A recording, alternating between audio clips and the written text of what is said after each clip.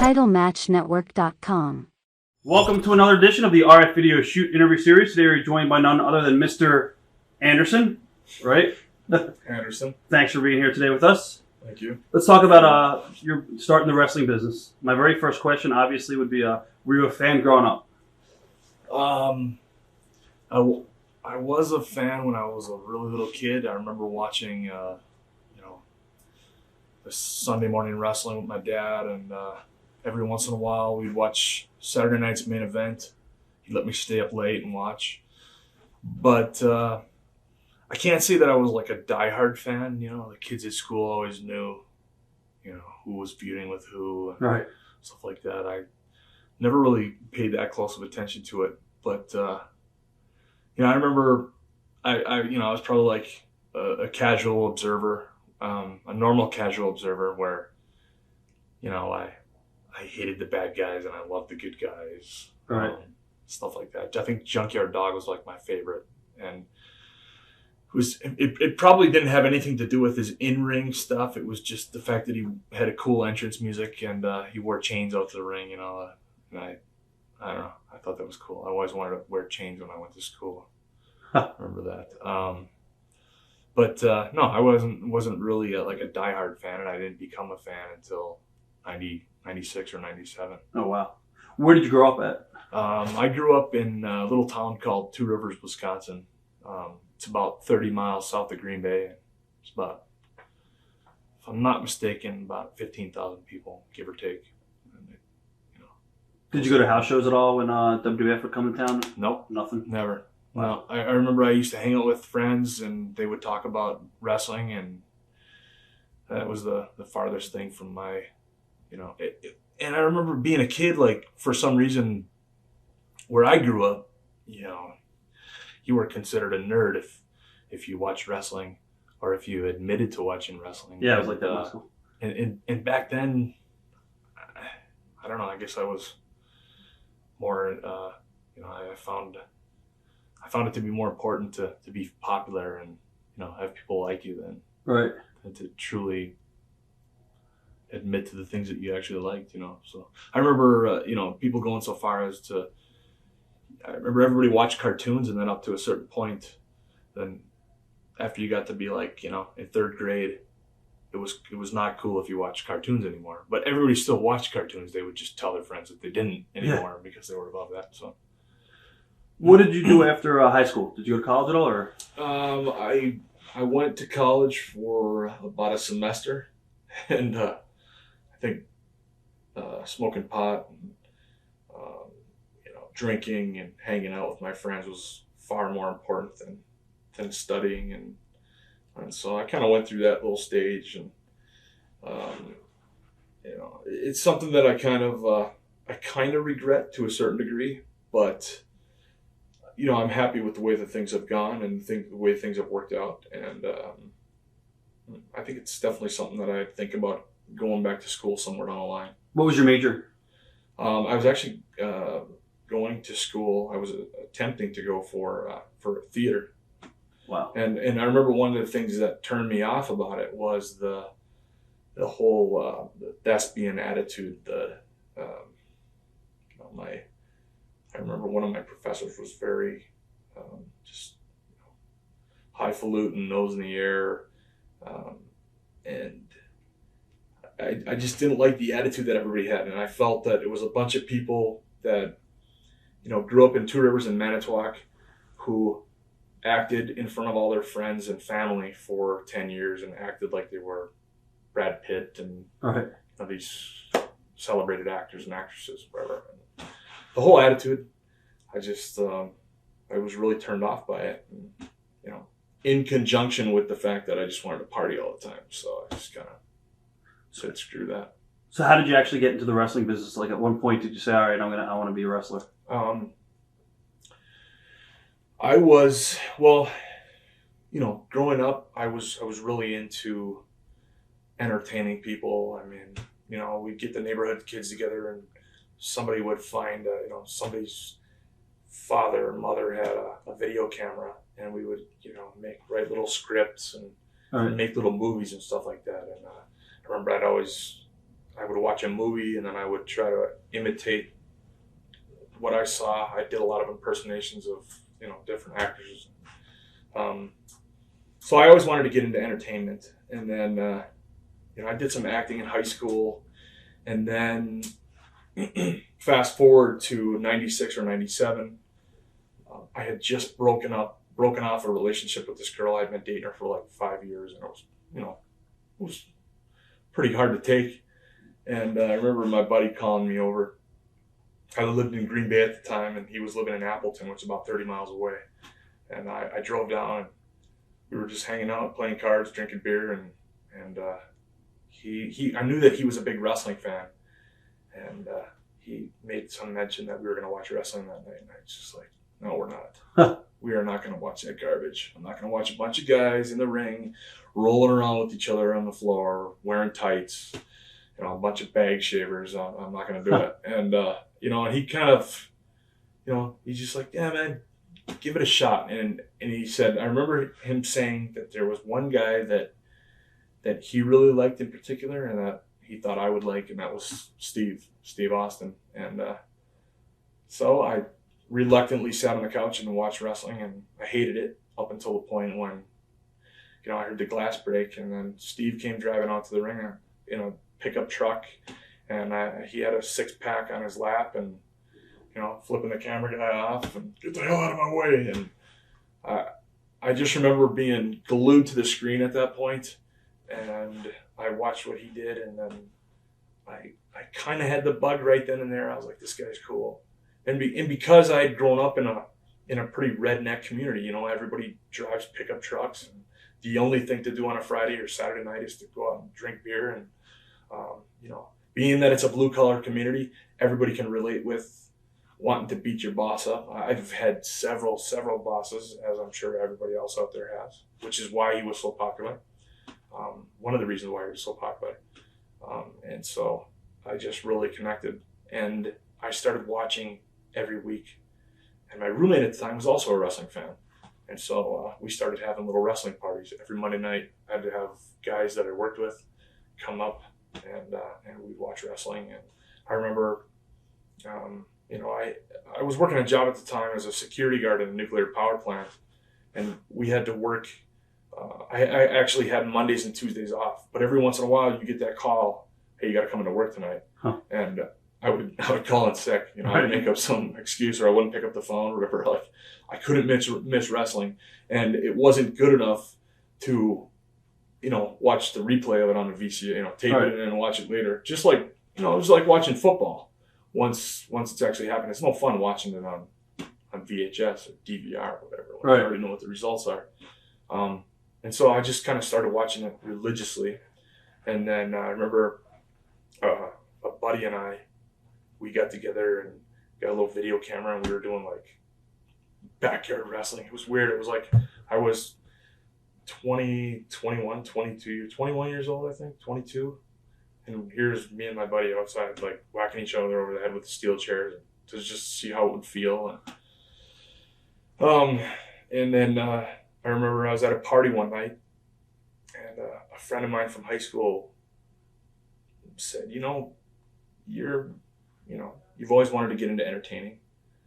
I heard, and he had heard from a friend of his that there were wrestling schools out there that you could go get trained to do this. And it just like, I remember, that was pretty early on in the party, and I couldn't think of anything else the whole night. I remember going home, and the first thing I did was I got on the internet and I typed in wrestling schools in Chicago, because I figured that there weren't any wrestling schools any closer than Chicago. Right. And I found one, which was the North American Wrestling Federation, NAWF, and I emailed them, said, hey, I'm interested in, becoming a wrestler. And then a couple days later, I got a call from a guy in Green Bay who said, hey, I got a call from a guy named Rockin' Randy. He's a friend of mine who said that you were interested in becoming a pro wrestler. And, we talked on the phone for about an hour and a half. And, he was throwing names at me like Bret Hart and Ric Flair. And I didn't know who they were because I never followed wrestling. Wow. And he was like, I remember him telling me this later, like, this kid's never going to make it. He doesn't even know any of the history of the business. Like, right. he stands no chance at all. But he, you know, the thought of getting $200 from me for a tryout still kind of excited him a little bit. So he agreed to have me up to his school. And that Sunday, I drove up to Green Bay and I had about a 3-hour tryout where I just took back bumps and, you know, flip bumps and ran the ropes and stuff like that. And, you know, I caught on to it very quickly. And I remember we went out to eat at this little restaurant, Grandma Gertie's to be exact. And they said, you know, and I was nervous as hell, you know, I was like, did I do good? You know, how did I do? And they were just kind of looking at each other and they were like, you did great. We'd like to offer you to continue. And then I think my tuition was $1,200, and the $200 that I paid for the tryout came off the $1,200. Right.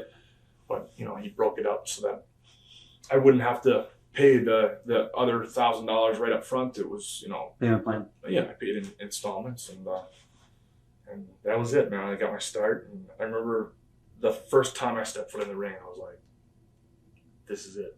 Like I loved it, and I got the bug. Huh. What was the biggest misconception you had about the business before you got in it? Well, I think what everybody else has is that, you know, it's fake. You know, and it is to a degree. I mean, it's, you know, it's like I think Vince said a long time ago, that we make movies, and that's really what we do. It's no different than Friends or Seinfeld or any movie out there. You know, we tell stories, and it's good versus evil, and then the bad guy loses and the good guy wins in the end usually. And I think that a lot of people think also that people just get into the business. They think that because it's quote unquote fake, that they don't have to be athletic, you know, and you know, at the very least we're portraying athletes, so therefore you have to be athletic, and you know, you have to work at it. For you, what was things? Sorry, I didn't mean to cut you off. Oh, it's okay. For you, what was the hardest thing in training? Not being able to train enough. Like, you know, it was every Sunday. Right. And I wanted to train every day. Huh. And I remember, you know, just I couldn't wait until Sunday, and then the classes would be 4 or 5 hours long, and you know, I could have gone for 12 hours at the time. And I remember learning how to take a 6-pack off the top, you know, the Ric Flair right Beal off the top rope, and you know, I did it a bunch of different times, and I remember the ring was just hard. It was like I think it was like railroad ties with plywood on top of it, and it didn't have any give to it. And I just, you know, would take these huge bumps over and over and over again. And I wanted to take bumps, and I love taking bumps. I remember the guys telling me, like, you like it now, but you know, a couple of years from now, your body's gonna be hurting, and you're gonna wish that you weren't taking all those bumps, and which proved to be true somewhere down the line. But that was the thing. It's just you know, and I guess learning the basic psychology, the basic psychology, putting a match together. Like at first, it's hard to click. I remember sitting in an arena and watching the matches take place, and hearing the crowd reaction to it, and it just seemed like they knew how to get reactions out of people like that. And I remember being amazed at, you know, how are those people able to do that? And I want to know how to do that. And so and it's hard, I think, to wrestle in front of nobody. When you're at a school, you don't have anybody to perform in front of other than, you know, your trainers or whatever, and a couple other students. So that was definitely trying. What are your memories of, I guess, some of the indies that you did early on in your career, even your first match? I remember my first match. I was nervous for about 2 weeks leading up to my first match. Just, I mean, like sleepless nights. I couldn't sleep at night, and I pretty much had everything planned out, and I thought that's the way that it worked. Right. I remember getting the number of the guy. I found out who I was going to wrestle. It was Derek St. Holmes, Esquire. And I remember calling him, and I was at work one night, and I called him, and I said, "Hey, this is Ken. We're going to wrestle each other. We're going to work together on Friday night. I was wondering if you'd like to go over some stuff." And he was just like, "I think we'll be able to, talk when we get to the building, and we'll be okay." And I was just like, "Well, I realize that, but I really want to make this good." And it was funny. He just tried to, trying to convince me not to overthink things and plan everything out as we went along. And then I went in there and had my match. And I really honestly don't remember much of the match. It just flew by, and I was just so amped up and excited. And then I got the videotape of it. And I remember for 6 months I watched that. And I'm like, I'm good. I'm pretty good. I think I could send this to WWE. And now I watch it, and it's just like I can't watch it because it's so terrible. It's just. How did you get work on some of the other indies? I mean, I know you worked early on for Ian Rotten, I think, too, right? Mm-hmm. Yep. Well, it's just networking, and I think that's a lot of people. I think a lot of people wait for promoters and for people to call you, and they're never going to call you. You have to. I would send tapes. I would send a tape and a resume to all these different indie promoters. And I'll tell you, most of the time, I never got a response from any of them, because I know indie promoters out there that get tapes all the time, and they just pile up on a desk somewhere. It's knowing somebody that'll say that they know you and go to bat for you and say, hey, give this guy a shot. And the second show that I worked, the first show that I worked was for my trainer, Mike Mercury. And then the second show was for that guy that I had called initially. Right. And, so I worked for him, and then through those two guys, I worked for them for quite a while. And then one of my other trainers got me another opportunity at a different promotion. And, it's basically just word of mouth, who you know, and. Gotcha. Yeah. Did anyone mentor you at all early on in your career? Yeah, the guys that I trained with, it was Mike Mercury, Mike Krause is his real name, and Straight Edge Eric Hammers, Eric Plecken. And those guys, I remember Mike was pretty much in charge of running the school, and I would talk to him on the phone, but for the most part, I'd just show up to camp, and then he would run us through drills and break everything down and tell you, here's why you do this, here's why you do that. But it was Eric Hammers that would come over and sit on my couch on those Mondays and Tuesdays. We would watch wrestling. We would watch Raw, and we'd watch WCW. Right. And then we would throw video. He'd come with a huge box of tapes and just start putting them in. Here's this. And we would just watch match after match after match of old school stuff, new stuff, ECW, all kinds of different stuff. I guess early on, you also did some early matches on in your career for WWE. Mm-hmm. How did that come about? Just sending tapes. I sent the tape to Kevin Kelly. I got a magazine that had all these indie promotions addresses, and I sent the tape to WCW. I sent the tape to WWF, and I sent the tape to ECW and a bunch of other indie promoters. And I remember one of the guys that I met on an indie show who said, "You're not ready. Like, I wouldn't send that if I were you." I remember thinking, that's a good point. But at the same time, I was always under the impression that if you, maybe you're not good enough right now, but if you show them something and they maybe say, hey, work on this, this, and this. And then when you send a tape the next time and you've improved on all those areas, well, hey, maybe this guy's trainable. Maybe we can teach him something. You know, he's hungry. And so that's the way I went about it. I sent the tape, and strangely enough, I got a call back from Kevin Kelly, and he said, I like your work. I think you got a good look, and I'd like to bring you in. And so he booked me on a Chicago-Milwaukee loop. Right. When they were taping Raw back to back. I think they taped Raw on Monday, Raw was live on Monday, and then they would tape Tuesday for the following week. Right. So I went to do that, and never got used. Just sat around all day, but I was like a sponge, you know. I got my gear on, I went down by the ring, sat by the ring, and just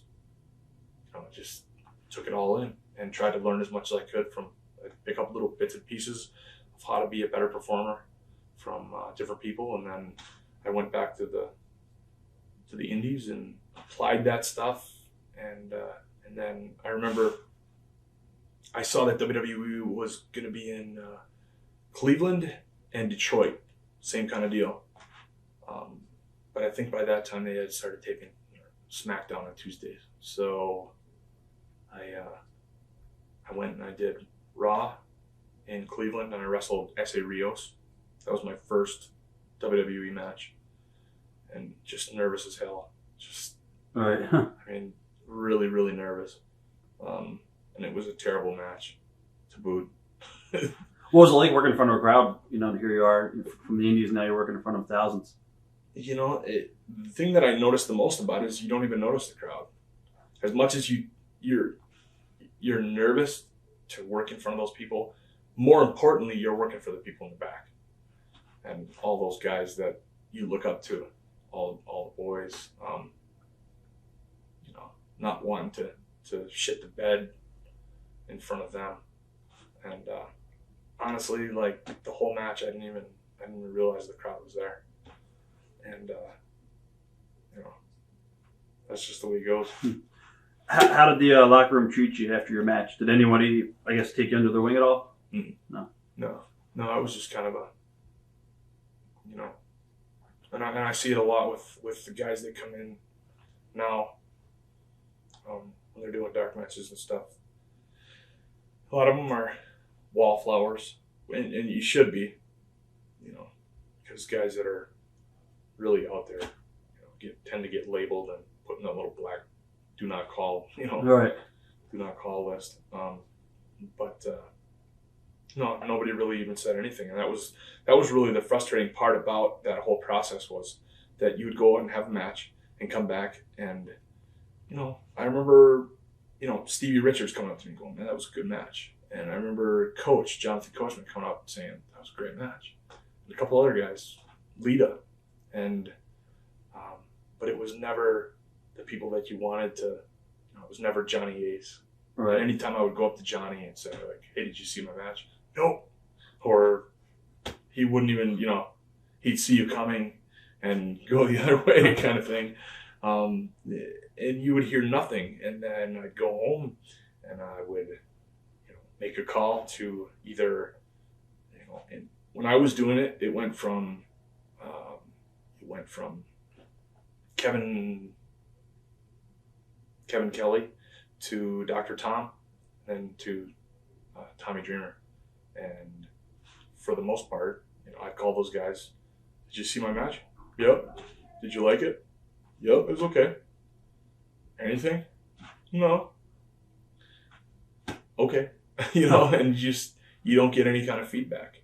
So you just kind of have to watch your stuff, watch your own stuff, and have your friends watch it. Friends that you really trust that are going to give you constructive criticism and not just be like, oh, that was awesome, because that's the worst thing you want to hear. Right. Because at that point, if I was awesome, then I'd be on TV. You know, just try to get better that way. What about William Regal? You got to work with him too, I think, right? Mm-hmm. What do you remember of the match with I just remember him being very open to allowing me to get a little shine in the match. You know, up until that point, I can't really remember anybody who you know, it was always about the other person. It was always about the WWE guy. Rightfully so. But at that point, I remember Steve saying, you know, I've got a job here. I'm secure. You know, let's have you throw some stuff in there tonight. Show them what you got. And it was great. I loved it. I loved working with him, and it was a very physical match, and I liked that. I like being physical, and yeah, we had a great match, and he was just very, very warm to me, and I've always been very, very thankful for that opportunity. What were your impressions of Jim Ross from back then? You know, other than just being a fan of his, you know, I thought he was the greatest announcer out of anybody I had heard. You know, again, that was the guy that was pretty much untouchable. You know, you didn't talk to him when you were back there. Just, right. Hi, how you doing? The typical, you know, the indie guys always, hi, how you doing? They always do the little nod. Hi, how you doing? Hi.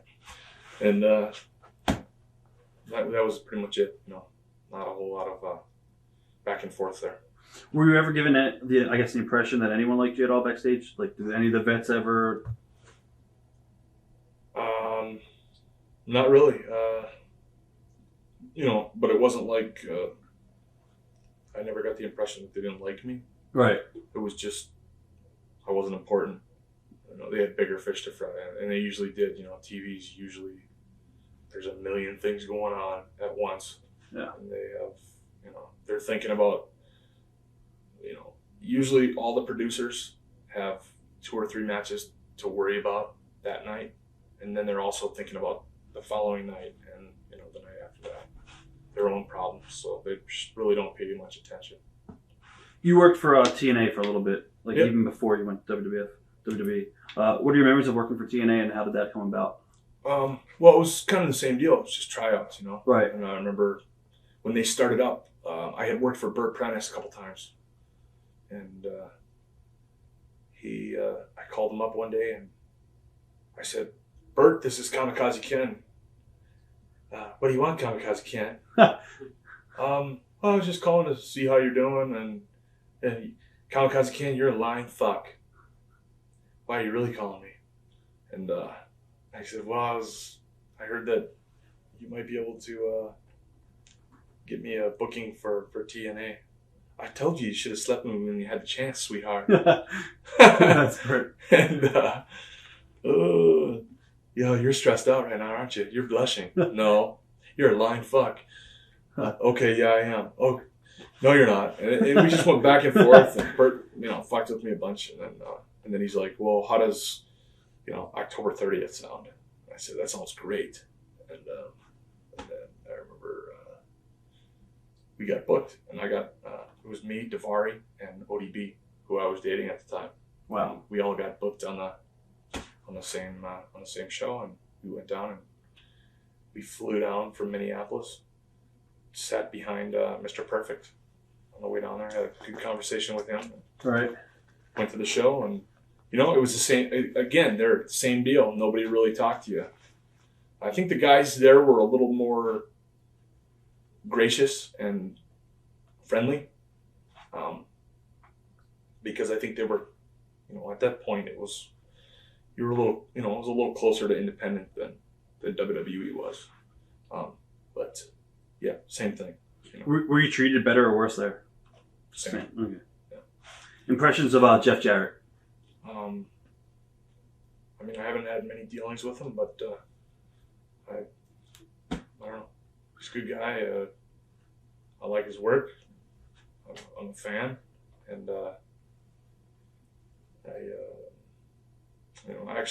did have one conversation with him once at a bar in Nashville after the show. It was I think Bar Nashville was the name of the place, and a bunch of us went there to sing karaoke after a show, and I had a long conversation with him. He told me that he liked my work and that he was gonna try to get me in. He said at the time he was trying to start up a new faction of guys that were going to be kind of like I don't know, like hitmen kind of thing, and he said he was going to consider me for that role, and gave me all his contact info, and I called him, like he asked me to, and then basically never got a call back. And I called him like every, I'd say once or twice a week for about a month and a half, 2 months, and I never got a call back from him. So, did you ever go back to work for the company after that, or nope? No, that was it. And then I got hired.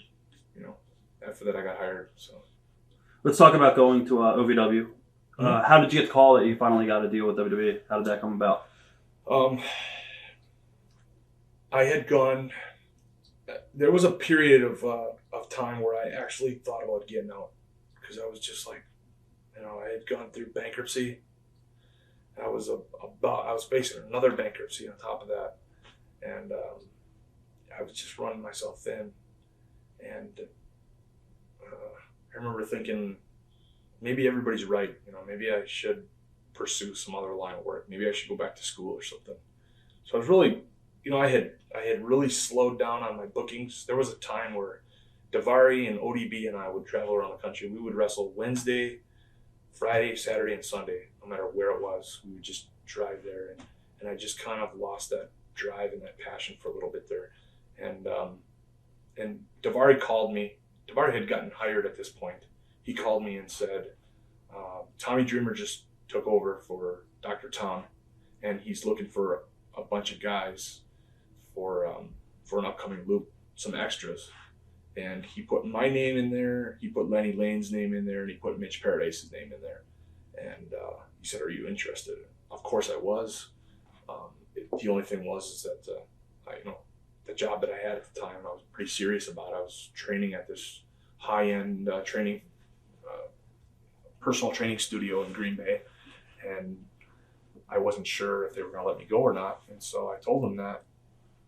And anyway, I ended up talking to Tommy, and he booked me on those shots eventually. And I went, and that's, I think, when I worked with William Regal. And I remember during the day, I had been, there was some kind of a meeting or something like that, like a talent meeting where everybody was gone. And all the extras were just kind of hanging out by the ring.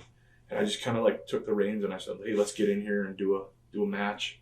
And it was kind of like a 4-on-4 tag match or something like that. And, the guys were getting in there and they were just doing like chain wrestling back and forth. No real storytelling. Right. They weren't really showing if they were a heel or a face or anything like that. And Daivari had buzzed me on that and said, like, if you look, all these guys are doing the same thing. He's like, all you got to do is just show, if a guy's down and you punch him, just, do it like you would and take your time and show character. And Jim Ross and Paul Heyman had come and sat at ringside, and they were just chit-chatting about something. But they were kind of like watching what was going on in the ring out of the corner of their eye. And I remember at some point, right after the match, Paul just kind of, "Come here once." And then he said, "What's your name?" I told him. And he said, "Who trained you?" And I said, "Well, I was trained by a couple guys in Green Bay that you probably never heard of, but they trained me." And then I followed up. I brushed up with. I ended up training with Brad Rangens in Minnesota for a while, and he was like, "Oh, I like your work," and that was it. Which to me was huge, because that was the first time that anybody had ever said anything like that of importance. Of real importance. And I knew Paul E had the pencil for at least SmackDown at the time. Right. And of course Jim Ross was sitting there, and Jim really didn't have much to say. He threw a couple things in here and there. But and then later on in the day, Johnny came and found me, and this was the first time that Johnny ever gave me the time of day. And he said, "Paul Heyman wants you to go do some pre-tapes. He wants you to go do an interview and pre-tapes." Great. I got all my gear on, and I waited around, and it never ended up, coming to fruition. It just didn't happen. And then Paul had given me, he said, "Call me on Wednesday. Call me in the office. Call the main WWE line and just ask for me. They'll patch you through." Well, again, I called for about 2 months, And, you know, I heard nothing. All right. And then, okay, that's one portion of that story. Then in that same run, I remember standing around the ring when all the boys were working out, and they used to have a portion of the day kind of reserved for the local guys to get in there and showcase their stuff and, you know, kind of have a tryout, so to speak. And I remember, you know, it was Fit. Fit was standing on the ringside, and he was just saying, "You and you, get in there, have a match. You and you, go in." And I was standing next to Davari at the time, and he had been working for about, you know, a couple months. And we were just kind of talking. He was like, see that guy, what he did right there? That's not what they're, you know, like, he was just giving me pointers. Right. You know, I would have done this. I would have done that. Oh, okay, I get it. And then, just luck of the draw, Fit just pointed at Davari and me and said, "You and you, get in there, go." And Davari and I had worked probably 100 times on the indies. Maybe not that much, but it seemed like that much, you know, like, Right. it was just, we worked together all the time because we traveled together. So indie promoters would say, like, "Well, you guys are riding together. You can talk your match over on your way here." So we got in the ring and I said, "You call it, I'll listen to you." And, which is interesting because, you know, he was younger than me. He had less experience than me in the business when we first started out. And I had kind of taken him under my wing and said, you know, "Let me show you some stuff." Because he was doing all the high flying, flipping and flopping and stuff. And I was like, you know, slow it down, keep it in the ring. And it's the stuff that I had heard from working at WWE.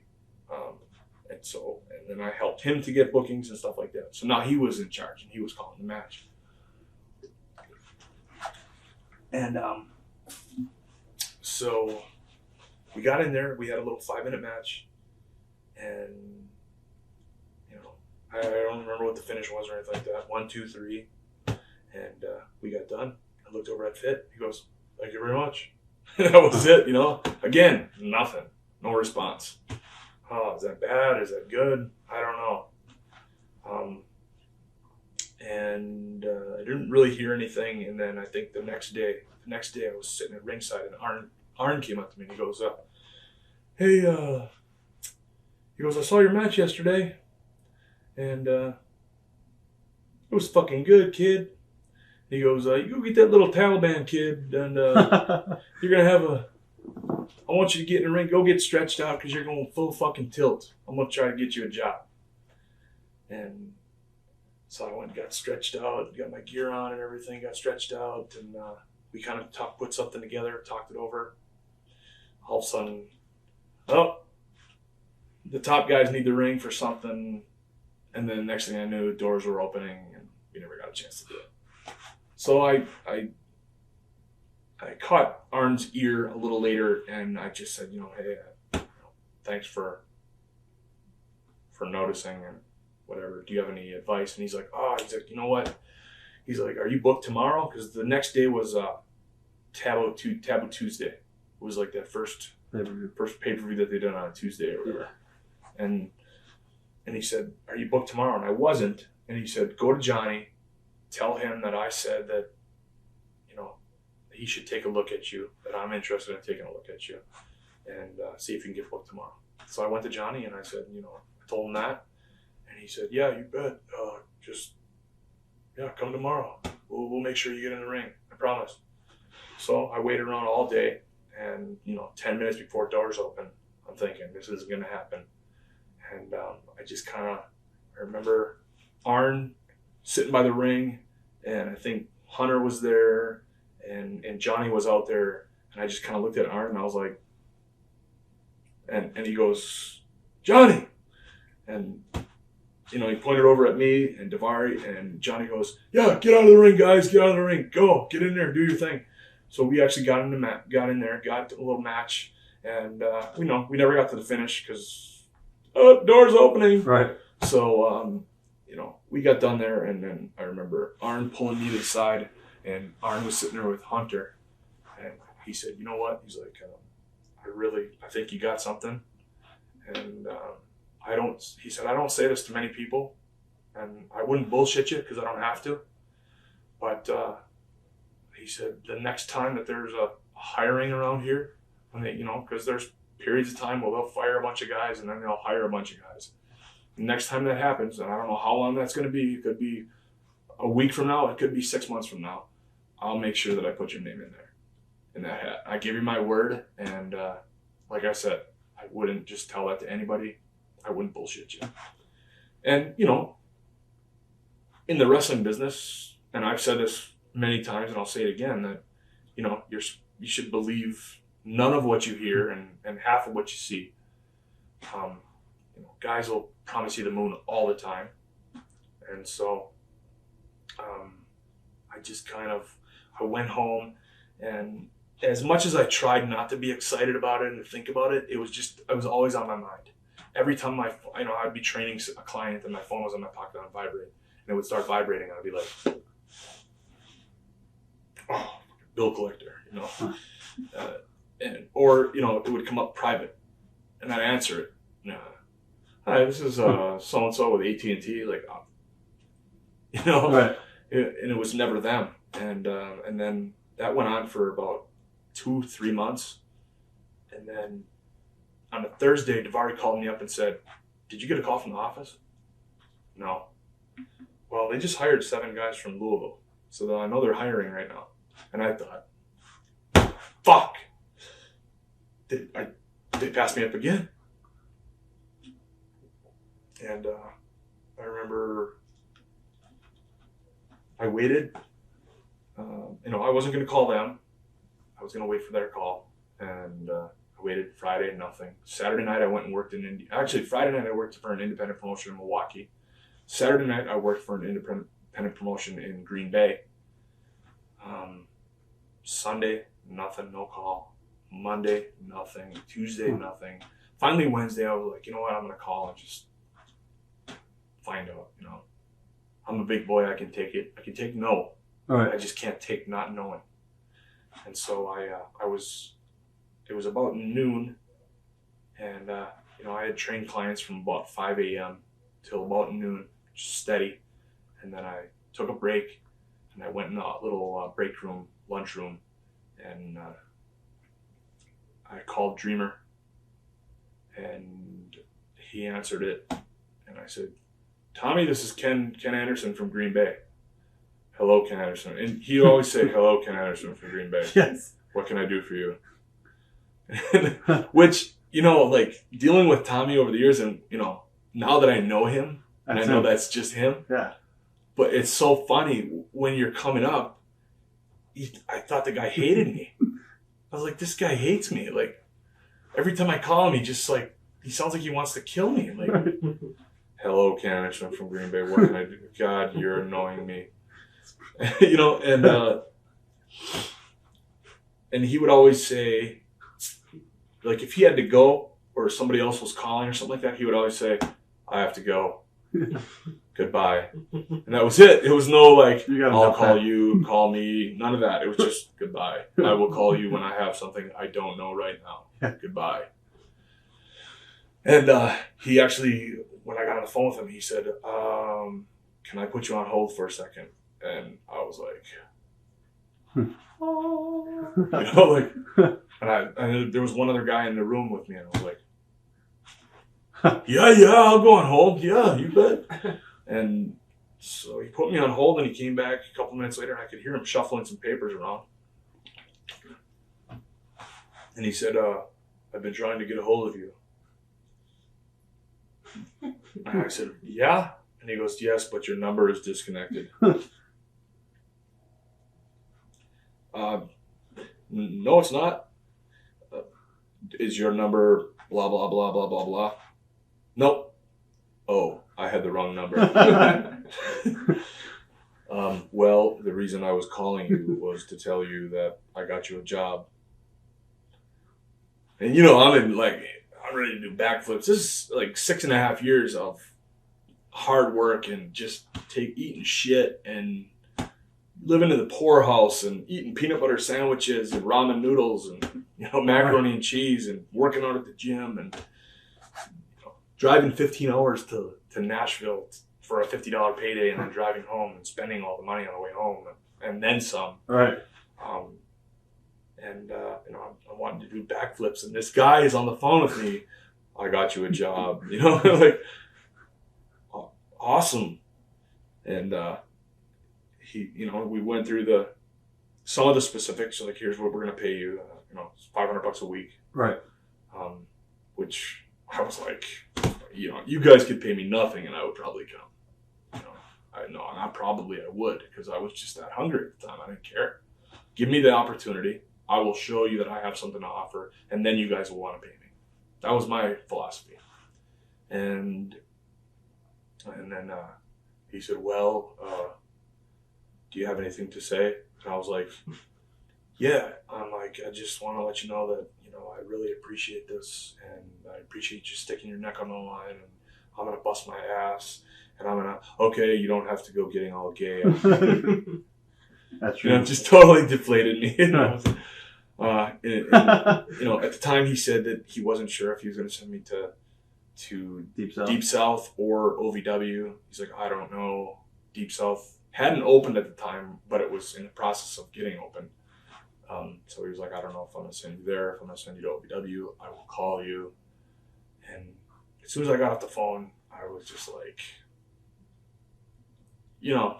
I wanted to scream, but I was at work.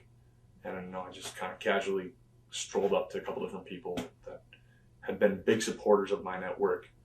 And I just said, I just got hired. And they were just like, right, all over me. And then he told me that he would call me. And I remember hearing a story of a guy that one of the guys from Milwaukee had gotten hired. And they kind of gave him the same thing. Like, we don't know what we're going to do. So they hired him. They signed him to a developmental contract. And then he sat home. And then about a month or two later, they fired him. And I was like, if I get the opportunity, man, I'm going. I'm gone. And so I remember immediately, I called Davari, and I just, we talked, and he was excited, I was excited, but he also said, I think you should go to OVW because it's more established, and it's a good crew of guys down there. You got Jim Cornette, Danny Davis, and everybody else. He's like, and he was pretty good friends with Tommy at the time. He's like, let me talk to Tommy and see if I can get you into OVW. I think that's the best place for you to go. You might get lost in the shuffle down at Deep South. And so then over the course of the next couple of days, I kept calling Tommy, like, have you guys decided yet? No, we haven't decided yet. Right. And then I was just like, what am I going to do? How am I going to get around this? So I actually found a place in Louisville to rent. And it was the same place that Davari had lived when he was down there. And Deuce and Jimmy Snuka Jr. And so I called that place, and they wanted a security deposit. They said, they accepted my application and everything, and then they wanted the security deposit. Well, I called Tom and I was like, hey, I realize you guys haven't decided yet, but there is a place. I did find a place in Louisville that, and they want a security deposit. And he's like, yeah, just go ahead. I'm going to send you there. So I put the security deposit down, and then I remember I had told work initially that I was going to give them like a 3-week notice. Right. And I just remember thinking, like, this is one opportunity, like I cannot afford to lose it for some silly reason. And I think within 5 or 6 days I was done. I had trained my last client there, and I moved on with my wife, and was my girlfriend at the time. I packed up all my stuff into a U-Haul. I put my car on a car carrier, and then my wife followed in her car, and we packed up as much stuff in there. And it was funny because she was living in Minneapolis at the time, so we had to go over to Minneapolis to get all her stuff. And then we moved on to Louisville, and my car fell off the car carrier on the way there. That's an entirely different story. Which meant that I didn't have a car when I was down there for like the first 2 or 3 months. It was crazy. So I had to rely on my wife driving me every day to the practices, or having a guy pick me up or something. But the thing was that I ended up the night, my wife's birthday was March 15th, and I called Tommy, and the following night, March 16th, was a Wednesday, and it was OVW's TV taping. And I called him and I said, hey, Tommy, is it okay if I go to the TV taping tomorrow? And he's like, yeah, are you down there looking for a place? And I said, no, I live here. I'm here. He was like, oh, you moved there already? Yep. Well, yeah, of course you can go there. I'll call the guys and let them know, and you just go to there and knock on the back door, and somebody will let you in and just introduce yourself to everybody. Oh, you're down there already? Well, would you like to start on Thursday then? Yeah. Huh. And he said, okay, then start on Thursday, and we'll start paying you from right now.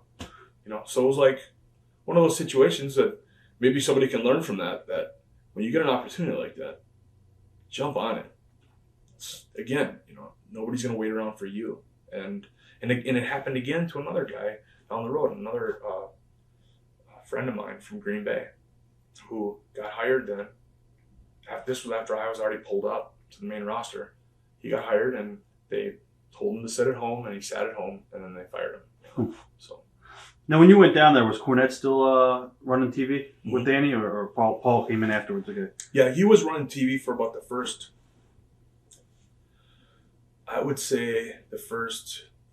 4 to 5 months that I was down there. He was running things. What were your initial impressions of Jim Cornette? Just awesome. I mean, the amount of knowledge. And he's a tough guy to get through. He doesn't just let anybody in. But when you're in a group setting, he just, we would watch. I remember my favorite thing to do with Jim, and Jim wasn't there for when we were taking bumps and doing drills and stuff like that. Jim would always come on Thursday after TV tapings and watch the TV taping from the night before, pick it apart, tell people what they did wrong, what they did right, and then would always have a couple different selections from like old school matches and stuff, and would say, this is psychology 101. Here's why this stuff worked then and why it would still work today. And then I also remember from that first day, it was a Thursday, that I started, which we weren't taking any bumps or anything like that. We were just watching the TV. I remember him saying that if you know of somebody out there who would be who would be beneficial for this company to have on their roster, of somebody that's got talent, is a good person, is a hard worker, and you don't do as much as you can to try to get that person a job, you are admitting to yourself and the rest of the world that you're a fucking piece of shit, and that you're scared. You're basically admitting to yourself, at least, if nobody else, that you suck. Because if you really were confident in your abilities, you would be okay with trying to get other people jobs. And that stuck with me, and I believe it to this day. And it was, I think that's a big reason why while I was there, if I would see guys come through, like independent guys or guys that I knew that were good, I would always go to Johnny and say, hey, Johnny, will you take a look at this guy? Because I never had that. I never had somebody that would say, right, hey, I take that back. Actually, Brock Lesnar saw me, and he found out that I was from Minnesota. We talked a little bit, and he actually told Johnny about me, and then had me get in the ring, and I worked a little bullshit match with Heidenreich, which was terrible. Huh. I remember, Brock sticking his neck on the line saying, Johnny, let's take a look at this guy. Johnny said, all right, get in there with Heidenreich. I get in there with him, and it was just, and I remember thinking, like, sorry, Brock. But then afterwards, he said, you should really go train with Brad, because he had trained with Brad Rangans. And so he gave me Brad's number, and then that's how I got hooked up with Brad. So, what were your initial impressions of OVW as a territory? Just, it was everything that I always wanted to do. It was like, the next step in the puzzle. I'd always set short-term goals and long-term goals. Short-term goals were just have a match, get a developmental contract, have a match on TV, stuff like that. It was like one more thing that I had accomplished, and I loved it. I thought that they ran a hell of a production. The production value was far superior to anything that I had ever worked on before. And it was a system. Everything was very systematic. They had run sheets for TV and everything. And I loved it. I loved working for them. And then this is what everybody strives to do, is work. When you're on independence, you're working Fridays and Saturdays, you strive to one day be able to wrestle Monday, Tuesday, Wednesday, Thursday, Friday, Saturday, Sunday, and get paid to do it and not have to worry about anything else. Your job is to wrestle and work out in the gym and just try to be as good as you can. To go back to the Jim Cornette thing, one of the things though was he, because he wasn't at camp, he never really saw me in the ring. So I don't think he knew what I was capable of. And at the same time, it's hard when you're in front of a bunch of guys to just, come up with a compelling, if Lance Storm says, Ken, you and Rob Feinstein are going to wrestle a match, it's very hard to just come up with something that's going to make people want to, sit at the edge of their seats. And so, Jim really never, I don't think I can't say he never saw anything in me, just he never had the opportunity to, and so I was just kind of like, when I would do TVs, it was almost as if they had, it was the filler matches. It was like, I got a hat of heels over here and a hat of baby faces. Heel, Ken Anderson. Babyface, and here you go, have a match. Right. And so that's kind of the way that things worked up until about 2 weeks before Jim got fired. And were you there for that incident? Yes. And then he said, I remember one night he said, Ken, you're going to go out there and cut a promo. I dyed my hair blonde, and he was pissed about it because Tommy had actually told me to dye my hair blonde, and I had dyed it back to its original color when I went down to OVW. When I got down there, he was like, I liked you better as a blonde, man. Like, you should go back. And it was already too late. I thought, I'm just going to stick with this for a while. And then I remember Steve Kern came down and he said, I like your work. I love your promos and everything, but you kind of look, like the guy next door. And in this business, you need to be able to go to a restaurant, sit down and have dinner, and have everybody in the restaurant kind of, that guy over there is something. I don't know what he is, but I don't know what he does, but he's something. And I went home that night and I dyed my hair blonde. And I came back and I remember Jim was hot. He was pissed. Hey, you fucker, I'm gonna put you with the fucking blonde bombers then. Y'all fucking blonde. And he stuck me with Tank Toland and Chad Wicks and Jillian Hall. Not stuck me with, he put me with them, It was good for me. I thought, like, here's an opportunity. I'm gonna run with it. And then he had me cut a promo. He told me, he gave me time to cut a promo, and I remember thinking, like, this is my one shot. It was on OVW television. I'm just gonna knock it out of the park. And I cut a really entertaining promo, and I remember Jim just saying, like, in the ring, because Jim was actually interviewing us in the ring. He was going back and forth with the microphone. He was like, what the hell got into you? Huh. And I remember, after that, he was just like, now I see something in you, And then, then he got let go a couple days later, or a couple weeks later. And then Paul came in, and then everything changed from there.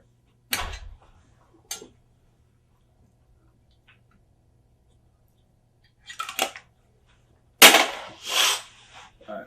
Going back to when Jimmy got let go by the company, I mean, were you surprised about that incident, or is it something that you know, it was what it was. I mean, I think it was an honest mistake by Santino. And but I could also, you know, I could understand where Jim was upset about it. Right. You know, it was basically Boogeyman was coming out from underneath the ring. Santino, I think he was in the amateur class at the time, so he was kind of sitting right by the curtain and you know, collecting people's ring gear. You know, like somebody would go out there with a cape or a jacket, a ring jacket or something like that. He would go up, grab it, take it back, and then sit there by the curtain. And Boogeyman came out, and you know, he was doing his thing, very entertaining, and Santino just kind of like just got lost in the moment and forgot that he was on the job, and just like, that shit's funny, and he was laughing about it. You know, as Boogeyman's coming towards him. Right. And I remember, you know, Jim like, "You stupid motherfucker! You're not going to be scared by a giant black man coming at you." Like, you know, like, which, you know, he should have been selling it, basically. It was right. And so, yeah, he kind of paintbrushed him a couple times, and I remember him hitting him and just saying, "You want to sell that? Huh? How about that? You want to sell that? What about that?" You know, like, "Are you scared now?" Like, that kind of thing. And Santino just stood there and like, "No, I that's not it at all. You know, I didn't mean it like that. I'm sorry, you know." And then I don't know. I think somebody had it out for Jim already, and yeah, kind of convinced somebody to call the office and stooge it off, and the office, their hands were tied, kind of, and like, we have to do something about it. So, and I know Santino. He laughs about it today, and that's the thing about it. You know, it was something that got blown way out of proportion, and unfortunately, Jim ended up getting fired over it. Which, you know, for me, I don't know if that was unfortunate or not. Like, it was, because then I got to work with Paul, which was just. Let's talk about Paul. Awesome. How critical is he to your success? I would say, next to me, he's the second most important part of the whole equation. He just, I remember him coming in, and again, he had never really given me much feedback either. Like, he would come down on Thursdays and do, or it was Tuesdays, I think once a month, he would come down and do interviews with guys. And just, it was your job to, the night before, come up with some kind of interview, whatever, pick a topic, pick somebody. And, the suggestion was always pick somebody that's already in the company and is a main eventer, because if you go in and you say, "Hey, Funaki," nothing against Funaki, but the way that he's positioned in the company, it just would automatically set you on that path, versus if you go in there and cut a promo on the Undertaker, there's a huge difference, right? So,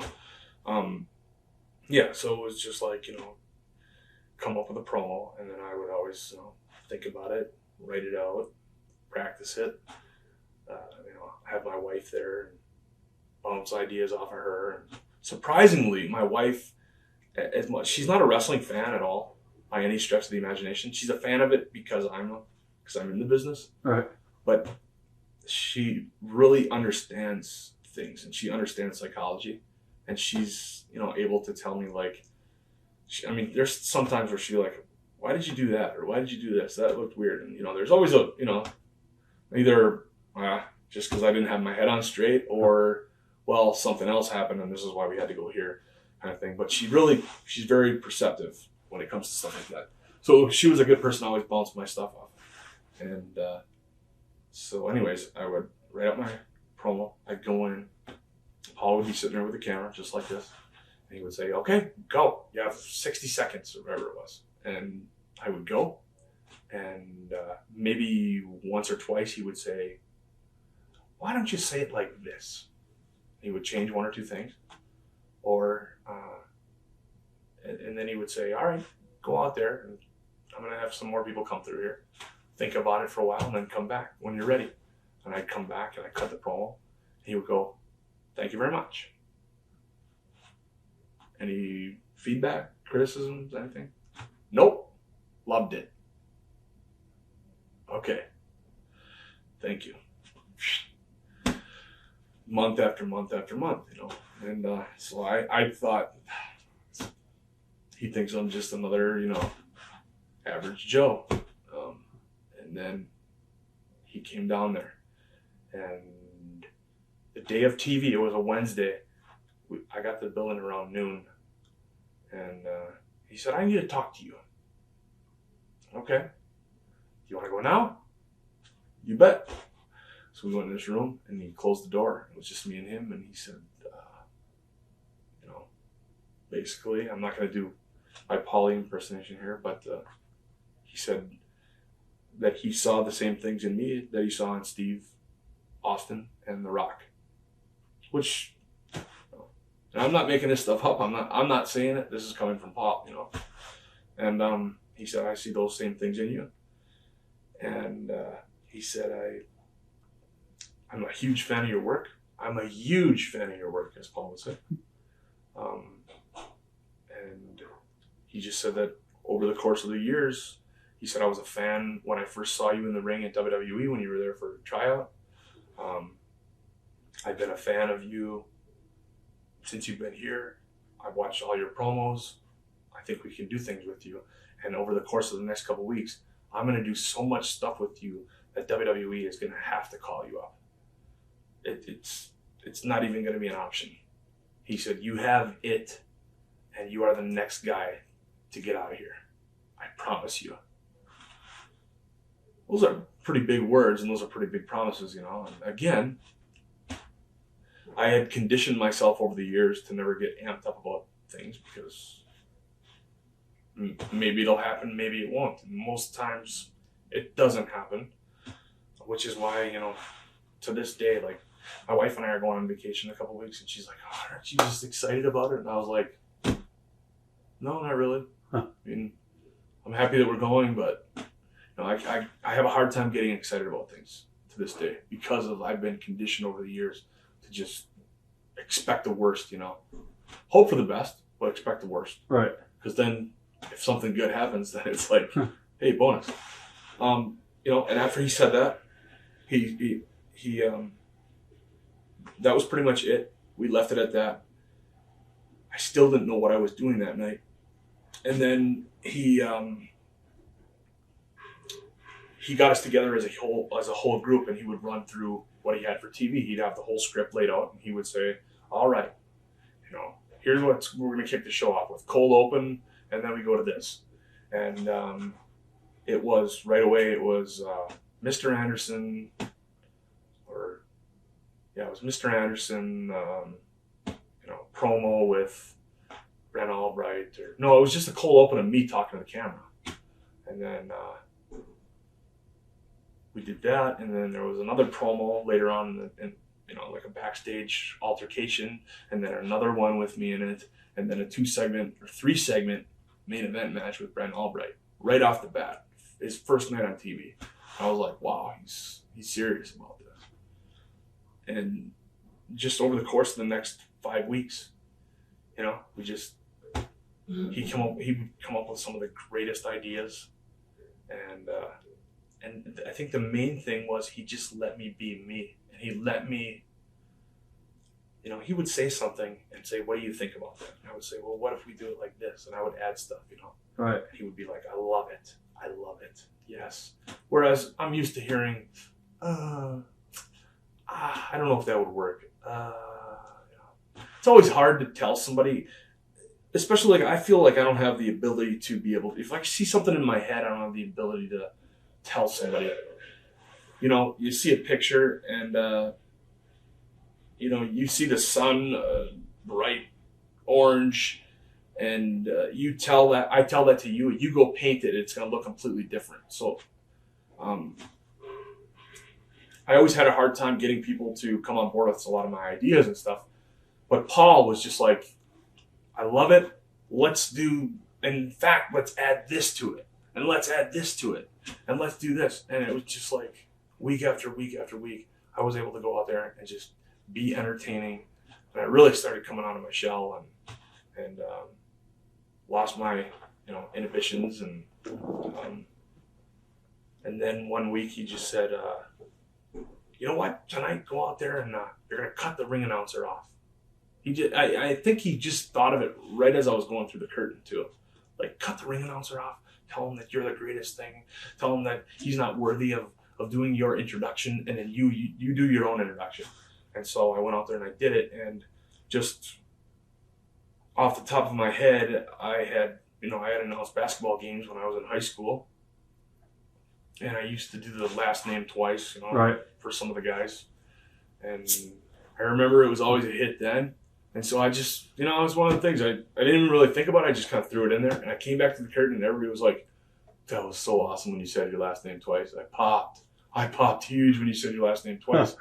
And, Paul loved it. And then the next week, same thing again, and then the introduction got bigger and bigger and bigger and bigger. And then I think 2 or 3 weeks after I first said my introduction, first introduced myself, Tommy called me and said, they want you at TV this week.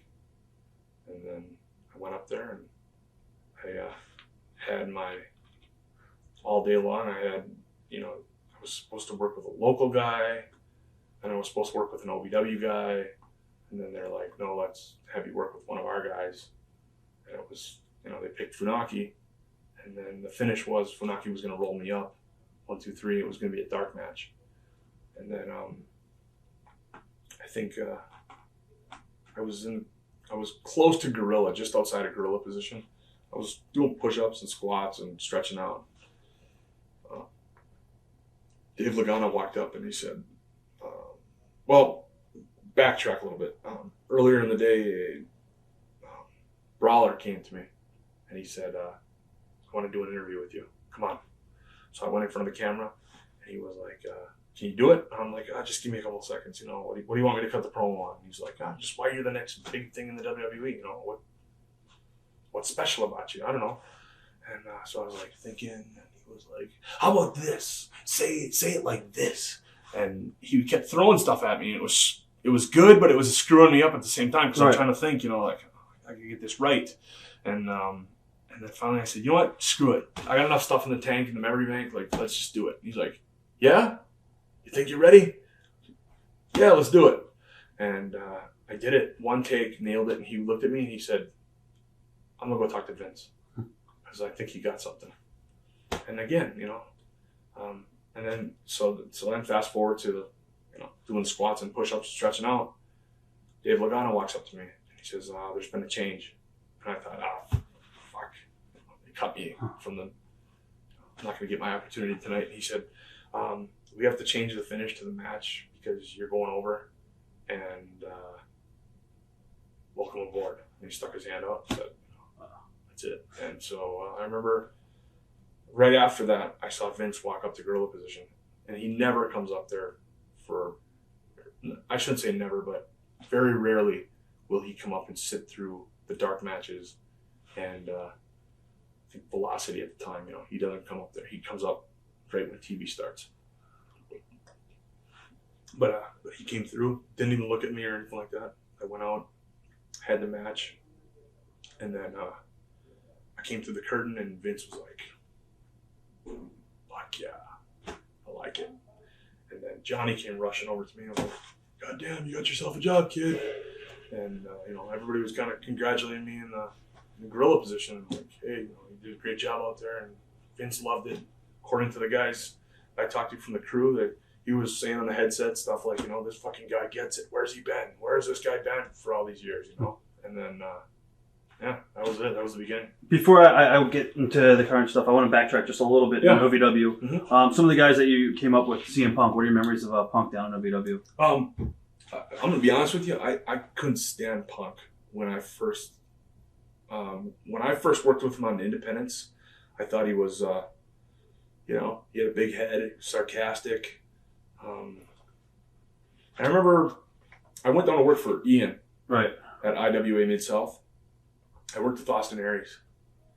And, Austin, Dan lived in the Twin Cities at the time. I lived in the Twin Cities. And so we rode together, we get to be pretty good friends. And I remember going down and having this match for Ian. And we thought we had a great match.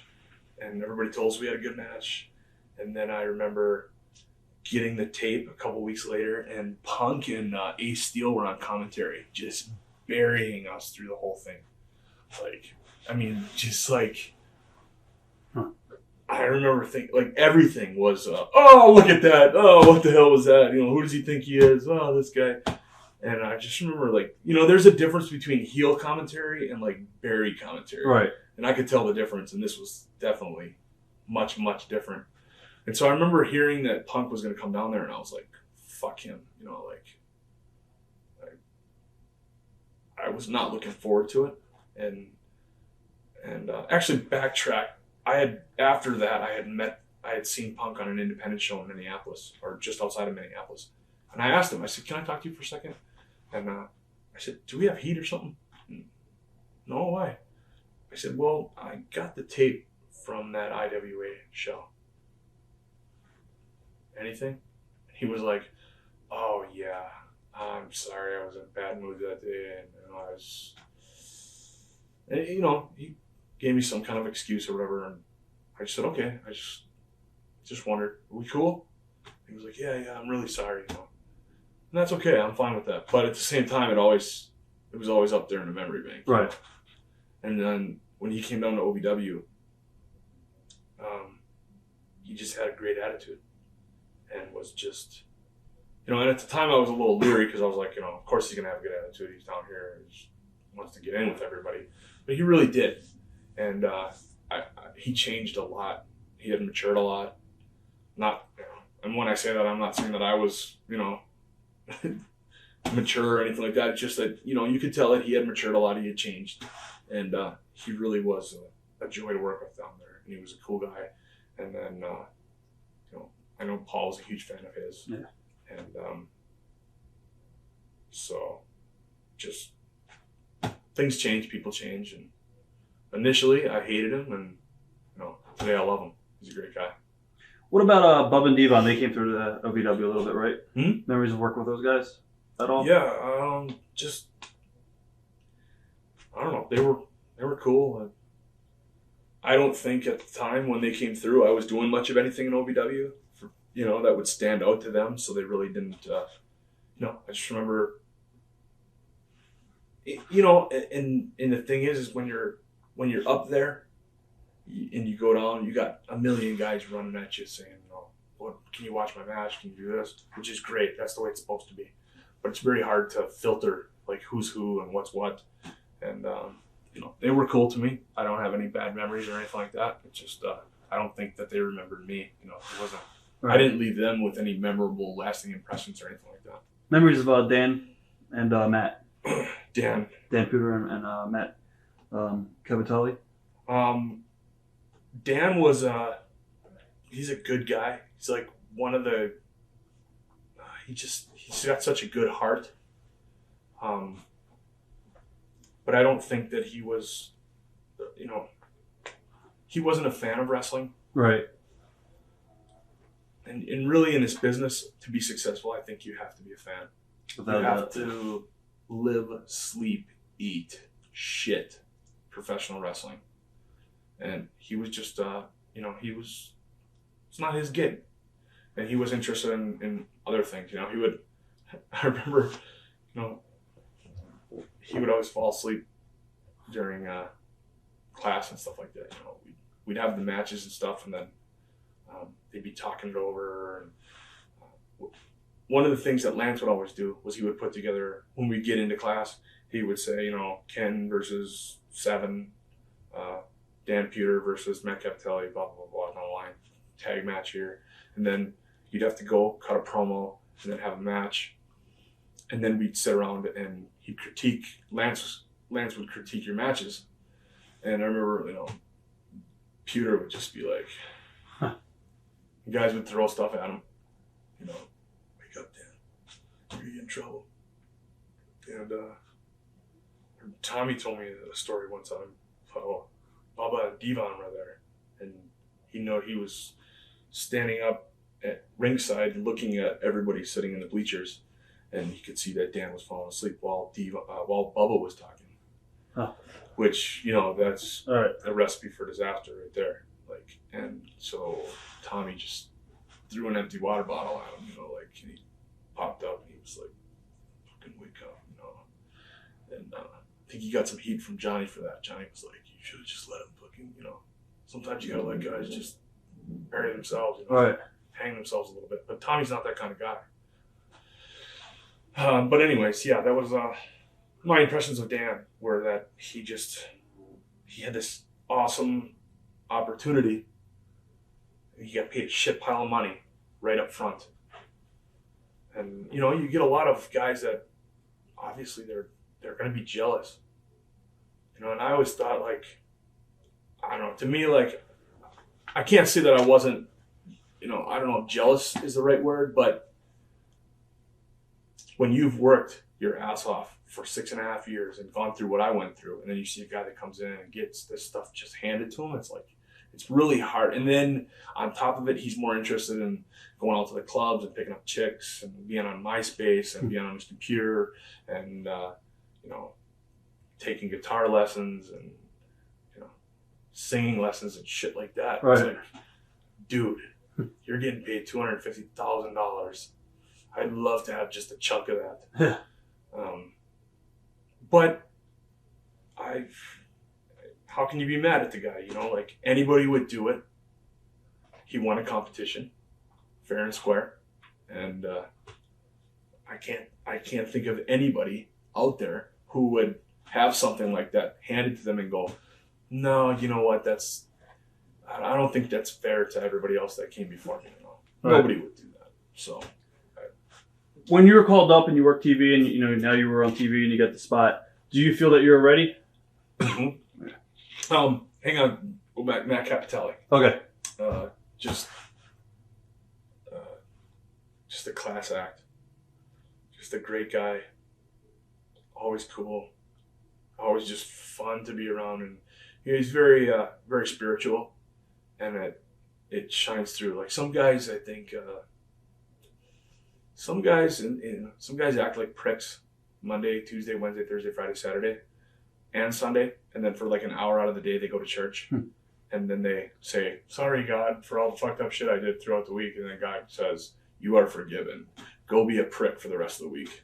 You know, and they do. And Matt's not like that. Matt like truly lives that lifestyle where he cares about other people, and he's always has a good attitude and just always very fun to be around. And you know, I remember I was already called up on the road when I found out that he had cancer or whatever. It was just like, you know, another situation where like it couldn't have happened to a nicer guy. You know, like unfortunately it had to happen to him. There's a ton of guys out there that I think, well, you know, I wouldn't say like I would wish cancer on anybody, but there's a ton of guys out there that deserve it more than Matt Capitelli does. You know? Right. So there's that. But as far as me being ready when I got called up, I remember I worked Velocity against Funaki, and then the next week I worked against a local guy, and then the week after that I went to TV, and everybody was like, "Hey, they want you to change your name. Vince wants you to change your name." And then Johnny came up to me and he goes, "Ken, you got to change your name." And which sucked to me because I was like, you know, I made it here with my own name, and I was, you know, when I was first starting out, when I was first taking bumps and I was trying to come up with a name, you know, the first 9 months of my career where I was just training, trying to figure out, you know, I was coming up with all these, you know, the Iceman and all these, you know, crazy names. And then my trainer was like, "No, just Ken Anderson's good." And I had made it there. And the fact that I knew that I would sort of kind of get attached to the other Andersons, you know, that's kind of you know, those are heavy shoes or big shoes to fill. But at the same time, like, if you can do it, that's a hell of a gig to be associated with those guys. But then, you know, they said, Vince wants you to change your name. He's adamant about it. And he wants to have a meeting with you later on today.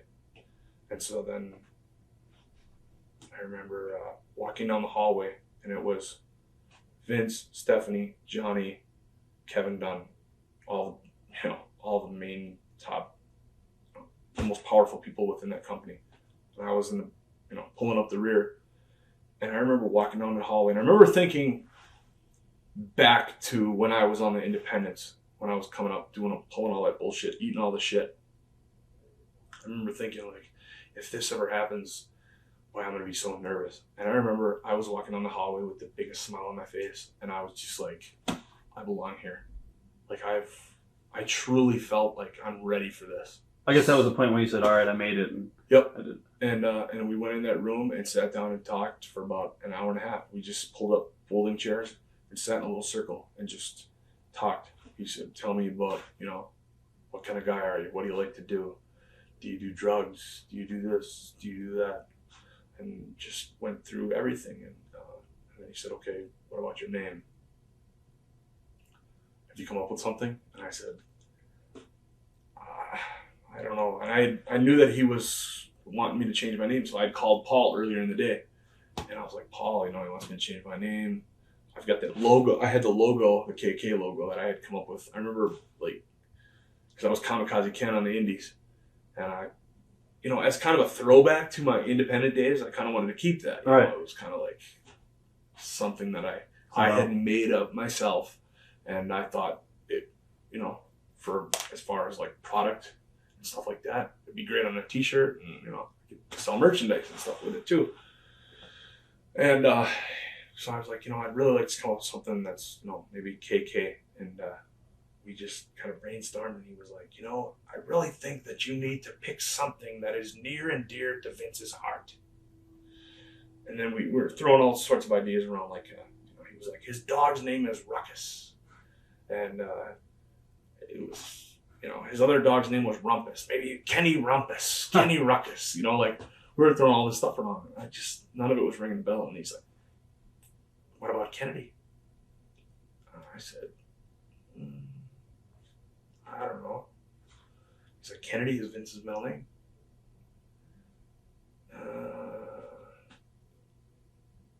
Okay, I don't know. I'll think about it. And, we ended it at that. He had given me a bunch of different ideas. And then when we sat down, I said, my catchphrase was always, nice guys finish last, thank God I'm an asshole. So I kind of told Vince that's kind of my whole persona. Like, I'm an asshole, but I like, that's kind of a cool thing. I remember Johnny, what about, you could be like Adam Hole. So like, you could say, thank God I'm an a-hole. That could be your name, a-hole. And then I remember like Vince just kind of looking at Johnny. Well, Ken, what do you think? And I said, that's a good idea, but I said I kind of see that as a gimmicky name, and I plan on being here for a long time. And I think that's just kind of a name for somebody that would be here for about a year and then get out the door. I agree. And then I said, what about Ken Kennedy? And he kind of like, well, there's never been a Kennedy before in the business. Do you like it? And I said, no. To be honest with you, I like Anderson. But are you hell bent against me using the name Anderson? He says, yes, absolutely. He goes, and the reason being is that he's like, I do not want you to be associated with the other Andersons. I don't want people thinking that you rode their coattails in here. I want you to be your own separate entity. I think you can stand on your own. I don't think you need that. And at the same time, he didn't tell me this, but I kind of knew that it was also like, if I failed, then I would be like the failed Anderson, like the shitty Anderson, right? You know. And so I said, you know, I like Anderson, but you can call me Mr. Dickhead if you want to, and I'll, you know, it's your show. Right. All right. And he turned to Kevin Dunn and he said, make sure he's got Kennedy on his Titantron tonight when he goes out to the ring. And that was it. But I also remember too, was in that meeting, he was like, you know, I remember him asking me, who were your influences and stuff. And honestly, like, there are so many, it's hard to, you know, when you're a wrestling fan and and truly, like, I know that I didn't grow up liking the business or loving the business, but the minute I stepped foot in that ring, I went back and I watched tapes and I read books and I studied up on the history. And, you know, to this day, I'm not a big historian or anything like that. There's a lot of times guys will say, you know, what about this guy? And I'll be like, I don't know. I've heard of the name before. I've seen a match, but I don't really know much about him. But I still, like, you know, I made sure to do my homework, and it wasn't, you know, for the sake of just doing it. It was because I wanted to. But I remember he also asked me, I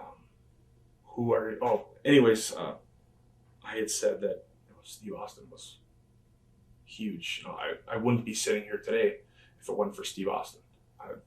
Him and The Rock and, you know, guys like that I looked up to, that I watched, and I said, I want to be that. You know, I can do that. You know, and there was a lot of guys that I watched on the show that I would say, that guy sucks. You know, I don't know how the fuck that guy got a job. Right. What do I have to do? Like, really, what do I have to do? And, you know, I just always thought, like, I would keep that stuff to myself, you know, like, I can do that. Let me, you know, I want to do it. And anyways, so we went through that, and then he said, well, do you prefer being a heel or a babyface? And I said, what I found, and I had found this from working on all the independents and stuff like that, going into a new territory where nobody knows who you are, it's always better to be a heel, because it's easy to get people to hate you. It's really hard to get people to genuinely like you, especially if you're coming out there telling them to like you. They're going to usually shit all over you. And so I told him that. I said, no, I prefer to start out as a heel, and then once people get to know me, they'll respect me, they'll know my character, and then eventually, you know, evolve or turn into a turn face. And so that's how, you know, I started out as a heel. And the intention was that I was going to be myself, entertaining, and then get over with the crowd, and then eventually they would mold me and turn me into a babyface. Was there a feeling out process, I guess, by the locker room towards you at all? Yeah, definitely. You know, it's just like, there was a lot of initially there was a lot of talk, like, you know, I'd hear like agents coming out of meetings and stuff and saying, like, they're saying a lot of good stuff about you in there. And you know, Tommy would pull me aside and say, you know, they're saying this about you, and that's pretty, you know, some pretty powerful stuff. Like, just keep your head on straight and just, you know, keep working hard and you know, be careful. Don't piss anybody off. Right. Just be who you are, and you know, and be a good guy and work hard, and everything will be fine. Was Vince approachable after this point in time for Yes. you? Okay. Yep. Very, very approachable. In fact, at one point he said, you know what? He's like, I want you to start hanging around with me more. He's like, I want you to start, you know, I just want you to hang out. I want to get to know you. If I'm going to use you, and you're going to be, you know, we're going to make money together, I want to get to know you better. Right. I want you to get to know me and know the system and know the business a little better. And he's like, you know what? He's like, don't, people are going to think that you're kissing ass. It's not kissing ass, because that doesn't work with me. I don't like it. I don't like when people kiss my ass. And honestly, like, after he said that, I never did. It always felt like forcing a square peg into a round hole. Like, I had no reason to go hang out with him, you know, like, sure, I could have sat in his office and, you know, right, kissed his ass and everything, but I don't know, it just felt awkward. And so I never did. And I don't know if that's, I don't know. I had that opportunity. Had I gone in there and done those things, hung out with him and chit-chatted with him. Would I be riding on the jet today with him? Main eventing? I don't know. But at the time, I'll tell you, it just didn't feel right. And I have no regrets about it either. It's just like, that wasn't me. A lot of times people have given me advice. And I remember somebody at OVW coming down there saying, are you here to make friends, or are you here to make a lot of money? Step on people. You got to start stepping on people. You got to walk all over them. And that's just not me. Like, how you get advice, and some of that advice is applicable to you, and you take that advice, and the other stuff you just kind of shove it aside. And that was one of the things I shoved aside. So, who did you travel with early on when you first got there? Early on, it was Bobby Lashley and Daivari, Simon Dean, because Daivari and I had ridden together on Independence and stuff. Right. So we were riding together, and then I remember Batista came up and said, he pulled me aside and he's like, why are you riding with those guys? And it wasn't a negative, it wasn't a slam at those guys. He was like, what are you going to learn from those guys? He's like, you need to get in the car with Benoit, Eddie, somebody. Just need to get in the car with the vet. Right. So then I remember shortly after that, I approached Chris Benoit and I said, would you mind if I started riding with you? He said, yeah, no problem. And so I started riding with him and Eddie. And, learned a lot from them. I always drove. It was always late at night. I have toothpicks in my eyelids driving from town to town. I drive them around, but it was awesome because I was learning stuff. I was still paying my dues, and I guess the learning part of it, and also at first you got to get in with the guys. You got to get to know them. You got to go have a couple beers at the bar, or if you don't drink, have a couple sodas and just hang out, talk and bullshit, and listen to them tell stories. Because A, it's fun, and B, like I said, they have to know you, they have to trust you, because they're going to trust you with their body in the ring. So I'll ask you about Chris and Eddie coming up, definitely. What are some of your early memories of doing angles early on with JBL? Actually, can we go back to the driving thing? Yeah, definitely. Sorry. Early on, I had ridden with Chris and Eddie and those guys. I didn't ride with them for that long though, because Eddie died.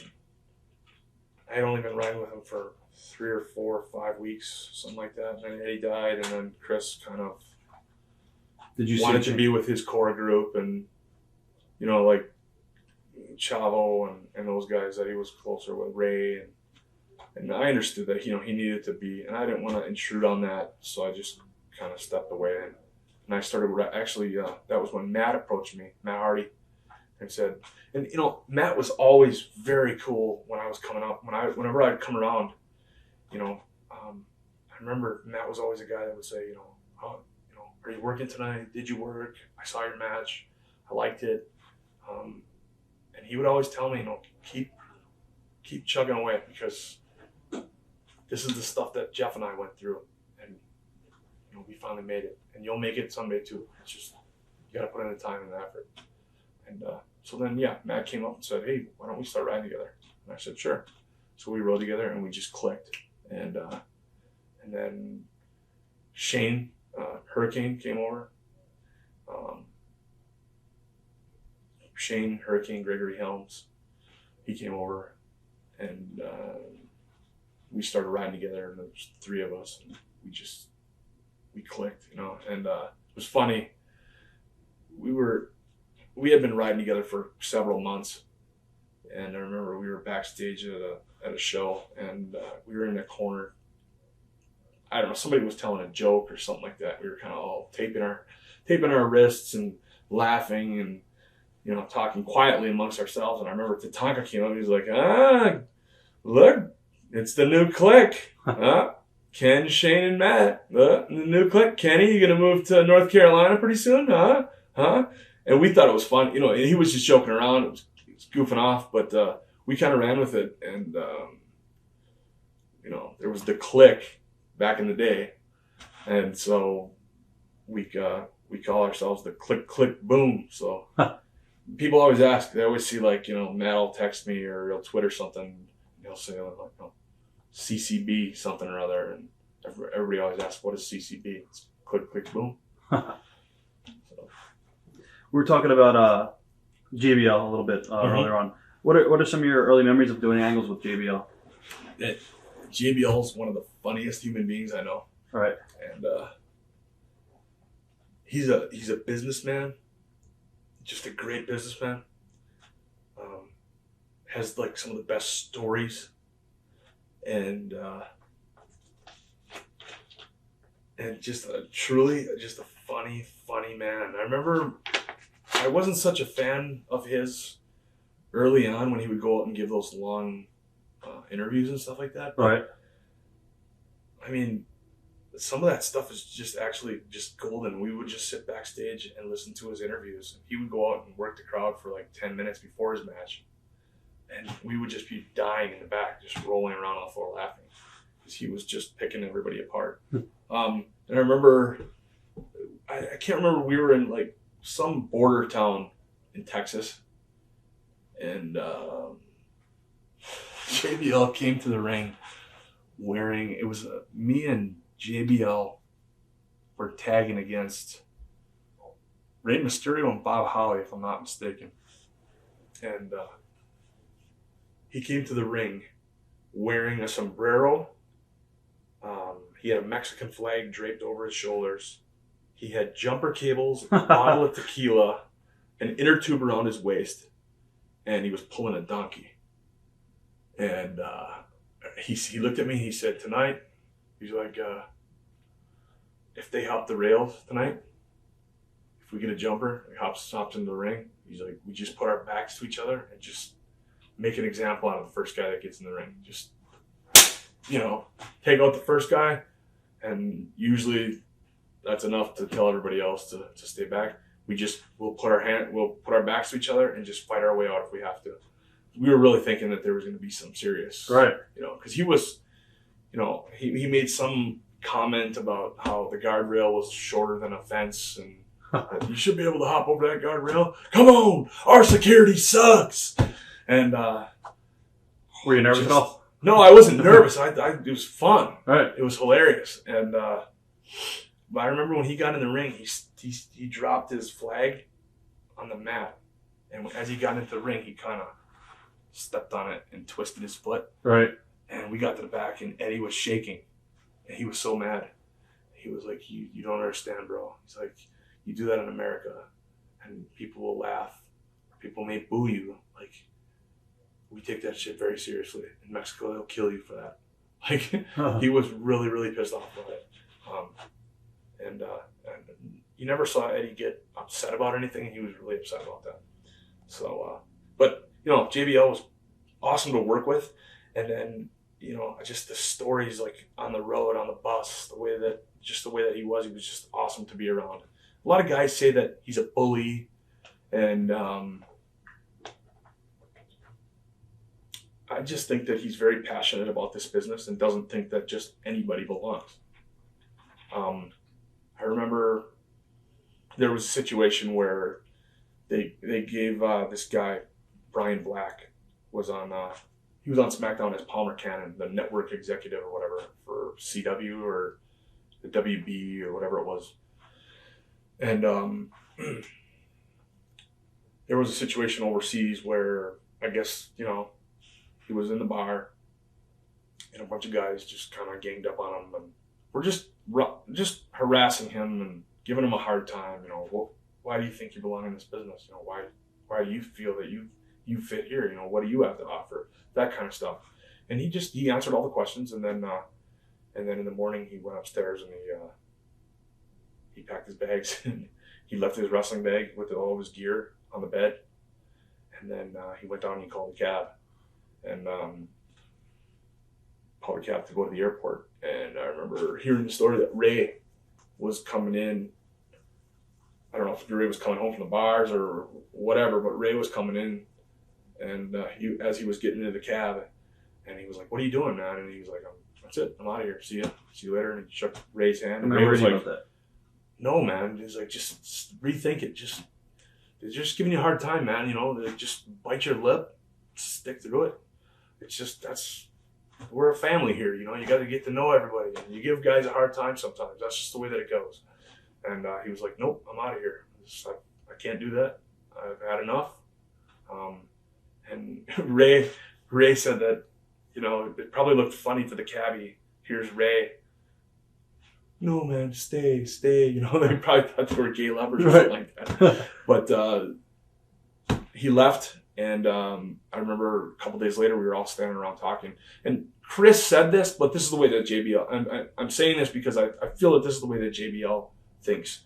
And we were talking about it, and I remember saying that, well, you know, he's a nice guy, and he just didn't work out here. And Chris looked at me and said, my next door neighbor's a nice guy too. Doesn't mean that he belongs in our fucking ring or in our locker room. And there is some truth to that. Not just anybody belongs. And I think that, you know, the bullying that JBL was, he's just having fun. And if you give it back to him, that's what he wants. He comes from the, you know, the old NFL where guys fucking rib each other. Right. You know, he told me that he tells a story of how he pissed off. He got into an argument with Lyle Alzado when he was playing for the Raiders. Pissed him off, and he went to the locker room and found up to the brim, the guys had taken turns pissing in his shoes and filled his shoes up with piss. Right.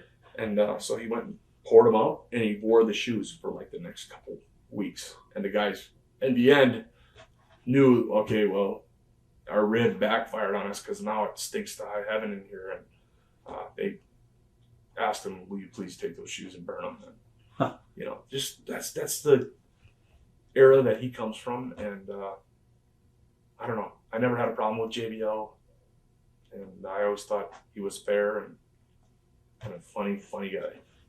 You got to work with Rey Mysterio as well. Mm-hmm. What are your memories of some of your matches with Rey early on? Just easy, just so easy to work with. And you know, I go from working with bigger guys that are bigger than me and having a hard time. You're always chopping them down and trying to chop them down, taking out their legs and stuff like that. Ray, you can just throw him around, and he's so light and just fun to work with. And we would always, you know, he likes to be innovative and do different things, so he's always open and receptive to, you know, whatever ideas you throw at him. Right. Yeah, let's do that. That's great, you know. So, good guy to work with. No contrast of styles ever? It was easy to... No, I think, you know, for the most part, you know, you should be able to work with anybody. If you're a good worker, just get in the ring with anybody, no matter what their style is, and be able to work with them. And Ray was such a professional, so good, and has been at it for so long that he can literally get in there with anybody. Be them, you know, they could be green as goose shit, and he'll get in there and, you know, put a good match on them. Bob Holly, some of your early memories with Bob. Mm-hmm. I actually, the first time I worked with Bob, you know, I had heard horror stories for years and years. Bob's a bully. Bob will take liberties. Bob's this. Bob's stiff. Right. And Bob doesn't just let anybody in. He's another guy that just, you have to earn his respect and his trust before he lets you in. And I remember I walked up to him. I think it was my second or third loop of house shows. I got paired up with Bob, and I was kind of like, all right, you know, I wasn't scared. I was just like, oh, we'll see what happens, you know. And I remember walking up to him and just saying, you know, we're working together tonight. What would you like to do? He goes, we're going to go out there and fucking call it in the ring. That's what we do, because we fucking work around here. Right. I was like, okay, that's fine. It's cool with me. You okay with that? You cool with that? Yep. And we went out there, and he pretty much called the match, and we had a great match. I came back, and he was like, "You're fucking good, man." It's like, and he lit me up in the corner with some chops, and it's his old go-to, and also, I think one of his tests to see how tough you are. Right. You can take it, or you're gonna cover up, or you're gonna. And I remember, we were going around the ring, and he was chopping me, and I was kind of selling from turnbuckle to turnbuckle, and we did a little spot, and then I told him, I said, "Chop me 10 times," and he was just like, "Okay," bam, bam, bam, and then he gave me an opportunity in there where I spun him around, and I gave it to him, and I gave it to him just as hard as he gave it to me, and he respected me for it. Like, not only did I, call the spot for him to chop the shit out of me, which was painful, but I also, I gave it back to him at the same level, so early respect. What happened in your No Mercy match with Bob when he suffered the rib injury? And did you ever get heat for that at all? He was selling. Oh, yeah. That was part of the storyline. Everybody always says, like, that was that was part of the deal. I don't remember what the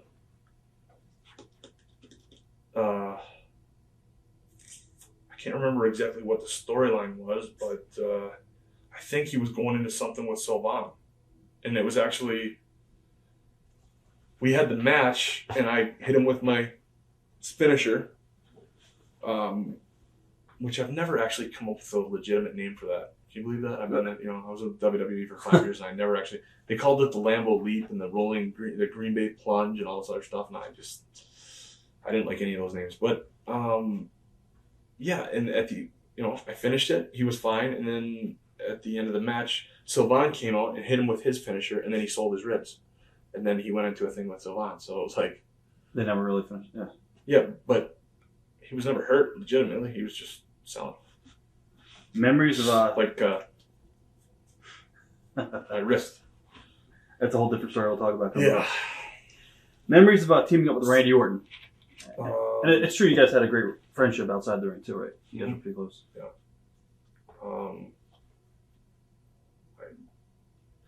It was such a short period of time, and it was so long ago.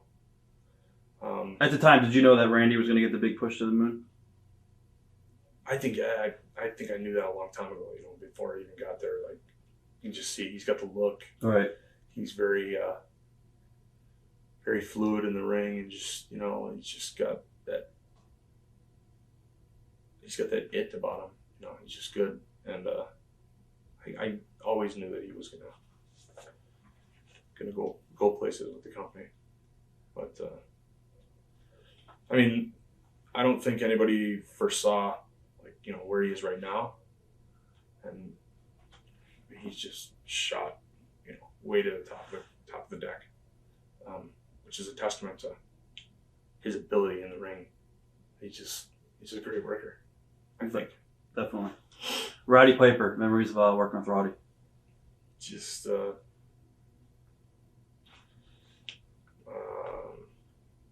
other than him being another funny guy and great stories and stuff like that, just easy to work with. I think it was Randy, Bob Orton, and I versus Piper, Eddie, and somebody else. Batista. And just, easy. Yeah, real easy. What do you remember working with Batista in singles matches? People ask me all the time, like, who I really, really enjoyed working with, and a lot of times I forget to include him, and I don't know why.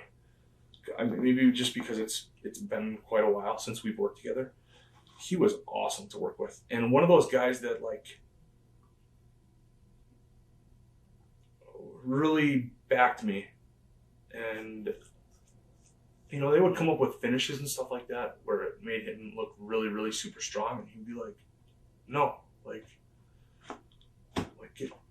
let's elevate him a little bit, let's do something for him. I want to do something for him in this. Like, I'm here already. I'm already elevated.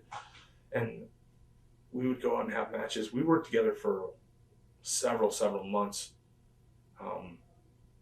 We had the thing is, we just kind of got thrown together because it was supposed to be me versus Matt Hardy. I was going to go into a program with Matt, and Matt and I came up with that whole, I don't know if you remember, him and MVP had a whole thing where they were competitive with each other. Well, that was Matt and I. We had come up with this big idea, and we pitched it to the writers first, and then we went and pitched it to Vince, and he didn't like it at first, and then finally I came in and they were like, they're going to pull the trigger on you and Matt. They're going to go with it. We went to Minneapolis. Matt rolled me up. That was my first loss on SmackDown. And then we were going to go into a program together. Well, Mark Henry, I think he split his kneecap in half or something like that. He got injured. And they needed somebody. He was supposed to wrestle Batista, who was returning from injury. And Mark had been the guy that had put him out, quote unquote. And so, they were supposed to have this big, heated, very intense match. And Batista was supposed to be taking out his aggressions. Mark Henry put me out of action for 6 months. I'm going to kill him now. And it turned out that Mark hurt himself. He couldn't do the match. I came to TV that week, and Vince came up and said, "You know who you're working with at the pay-per-view?" And I said, "Nope." He says, "You're working with Batista. You ready?" I said, "Yes, sir." And, just like that, I think we had one TV to sell the pay-per-view, We went out, and I remember he went to shake my hand, and I did the old, which, whatever, but it is what it is. It worked. Yeah. And then we had the match, and I ended up getting busted open hard way very early in the match, and then I got busted open again at the end of the match. I hit my head on the post, which was crazy because I was running. The thing was it was at that period in the match where he was just supposed to get so frustrated and just start manhandling me and beating the hell out of me, and then they ring the bell because he doesn't relinquish the 5 count, and then. I remember he was ramming me into the turnbuckle, and he was supposed to ram me in 3 times, and then spine buster me, and then Batista bombed me. Well, I was running for the post, right? Just so he could just pantomime it. Well, he fucking gave me a lot, and I remember going for that post, and I was running too fast because I was already running, and then with the force of Batista, he's a strong guy. I couldn't get my head out of the way, and it just, boom, I just smacked that post, and I blanked out for a minute, and I could just see a faucet turn on. It was just blood all over the match. It was like mass transit all over again, and then, but the thing was that match wasn't supposed to have blood in it, but I think I came back and people were like, "Fuck, you hung in there, man. You were busted open good, and you still hung in there, and it was a good match, and you looked believable. You hung with Batista, and it looked like you hung with Batista." And I remember at the time thinking anybody would have done that. All the guys, it's just the way that we are. You get hurt in a match, the show goes on. You don't stop. Maven broke his leg in the middle of the match and continued for another couple minutes. Triple H tore his quad off the bone. Continued the match, it's just what we do. So I never really, I didn't think that it was some amazing feat that I accomplished by finishing the match with blood all over the place. But it made the match, and I'm glad that it happened, actually. I got a nice couple scars on my forehead from it. But my wife's not too happy about it, and then it was just such a freak thing. I remember pulling up to the building in Minneapolis, and one of the guys came out and said, "I found Eddie dead today in his hotel room." And I was just like, "What?" And I remember the week before, Chris and Eddie and I had ridden together, and we had gone out to the steakhouse in Indianapolis, and I remember it was going to be my first overseas trip. He was like, "Have you ever gone overseas before?" And I'm like, "No, this is going to be my first trip." He's like, "Oh, we're going to have some fun with you." Huh. You might don't be surprised if one of your eyebrows is missing by the end of the trip. You know, stuff like that. He was just trying to rile me up and get me psyched out. And then, you know, I just said, you know, we said goodbye at the end of the night. And see you next week. We'll ride together again. And then next thing I knew, gone. Sad. In 2005, how did you tear your muscle? 2005. I was standing on the ring apron. It was a 10-man tag. My first overseas tour. About second day in. The second of 9, I believe. I think we had 9 dates over there. So second day on the tour. It was a 10-man tag. And I was standing on the apron, and Paul London was going to get tagged in. He was going to come in and duck a clothesline and follow through, come over, just give me a little forearm off the apron. He came in, hopped the ropes, came in, ducked the clothesline, came over, and about this far away from me, jumped up and drop kicked me, and like knees to chest, boom, off the apron. And I remember like, I was expecting this little forearm, so I'm just hanging onto the ring, you know, the rope loosely, because I'm gonna take the forearm and just kind of fall off the apron. Well, he drop kicked me, and I remember like flying backwards through the air, and I like had like a Matrix moment where like everything slowed down, and I was like, "Holy shit, this is not good." And I remember thinking like I was traveling at such a speed, and I knew that I was clearing some good distance. I was like, I'm going to hit the guardrail. I'm going to hit my head on the guardrail. And so I turned this way. And when I came down, I had cleared the mat, and I landed on the concrete right next to the guardrail, because there was a really good space between the ring. You know, some places there's a huge space from between the ring and the crowd. Right. And this was one of those situations. And I cleared the mat and ended up landing on the concrete. And I landed like this on my side, stretched out, and just boom. And I just felt it, you know, I felt something pop right away. And I remember just looking up, and I remember looking and seeing Bob, who, you know, doesn't show a whole lot of emotion ever. And like, you know, he's not afraid to be hit, not afraid to hit somebody. You know, I remember seeing him like, holy shit, are you okay? I remember there's just a panic in his eyes, like, holy shit, are you okay? And, you know, I came back up, and I had to go in and do something. I remember I had to swing a clothesline at Bob, and he dropped me to the floor. And I remember dropping to the floor. I went to the back, and, you know, Paul came through. I was like, do I owe you money? Like, what the fuck was that?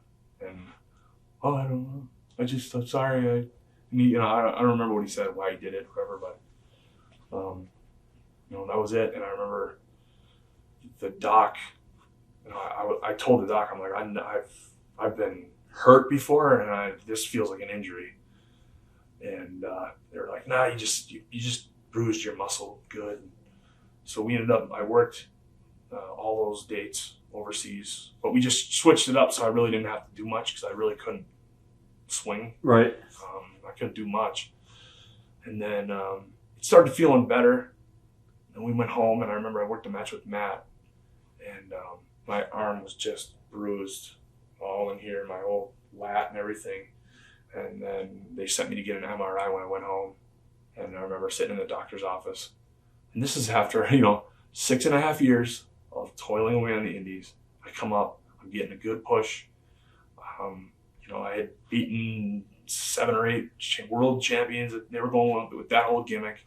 You know, I had beaten Booker T, Batista, no, not Batista at that point, but, you know, Rey Mysterio and all these other guys. And the doc just came in and said, you tore your lat off the bone, and it's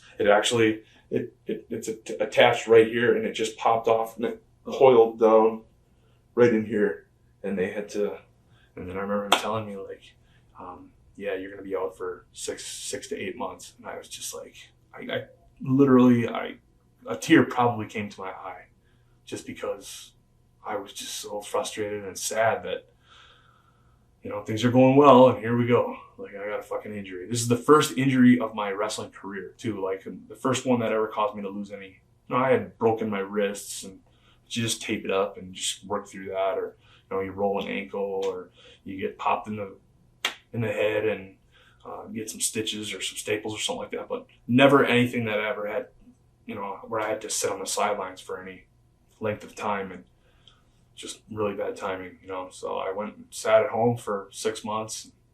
Actually, I did a lot of appearances through that. You know, they still had me running all over the place doing appearances. Then I'd come back and rehab, and but that was tough, definitely tough. Did you feel any pressure to come back early? No, you know what? It's weird because like I had always heard, you know, you always see guys that just, you know, rush back. You know, Triple H tore his quads and started training the next day and train. My doctor told me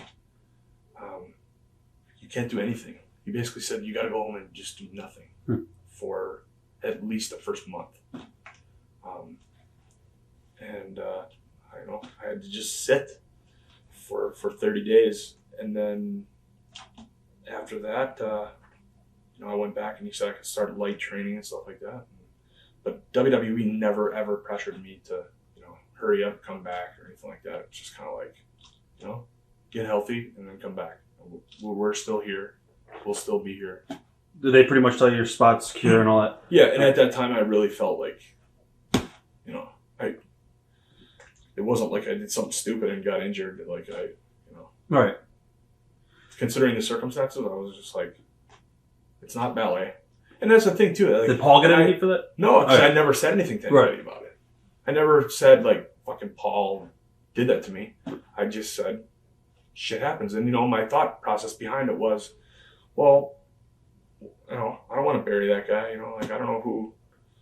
You know, somebody might really like him, and you know, take offense that I'm trying to, you know, undercut him or stab him in the back. And you know, again, like it's not ballet. Shit is gonna happen. Accidents happen. Unfortunately, this was a big accident, but what are you gonna do? And so I never said anything about it. So no, Paul, from at least to my knowledge, he never got any heat about it because I don't think anybody knew. All right. What was it like to do angles with Vince? And was he pretty easy to work with?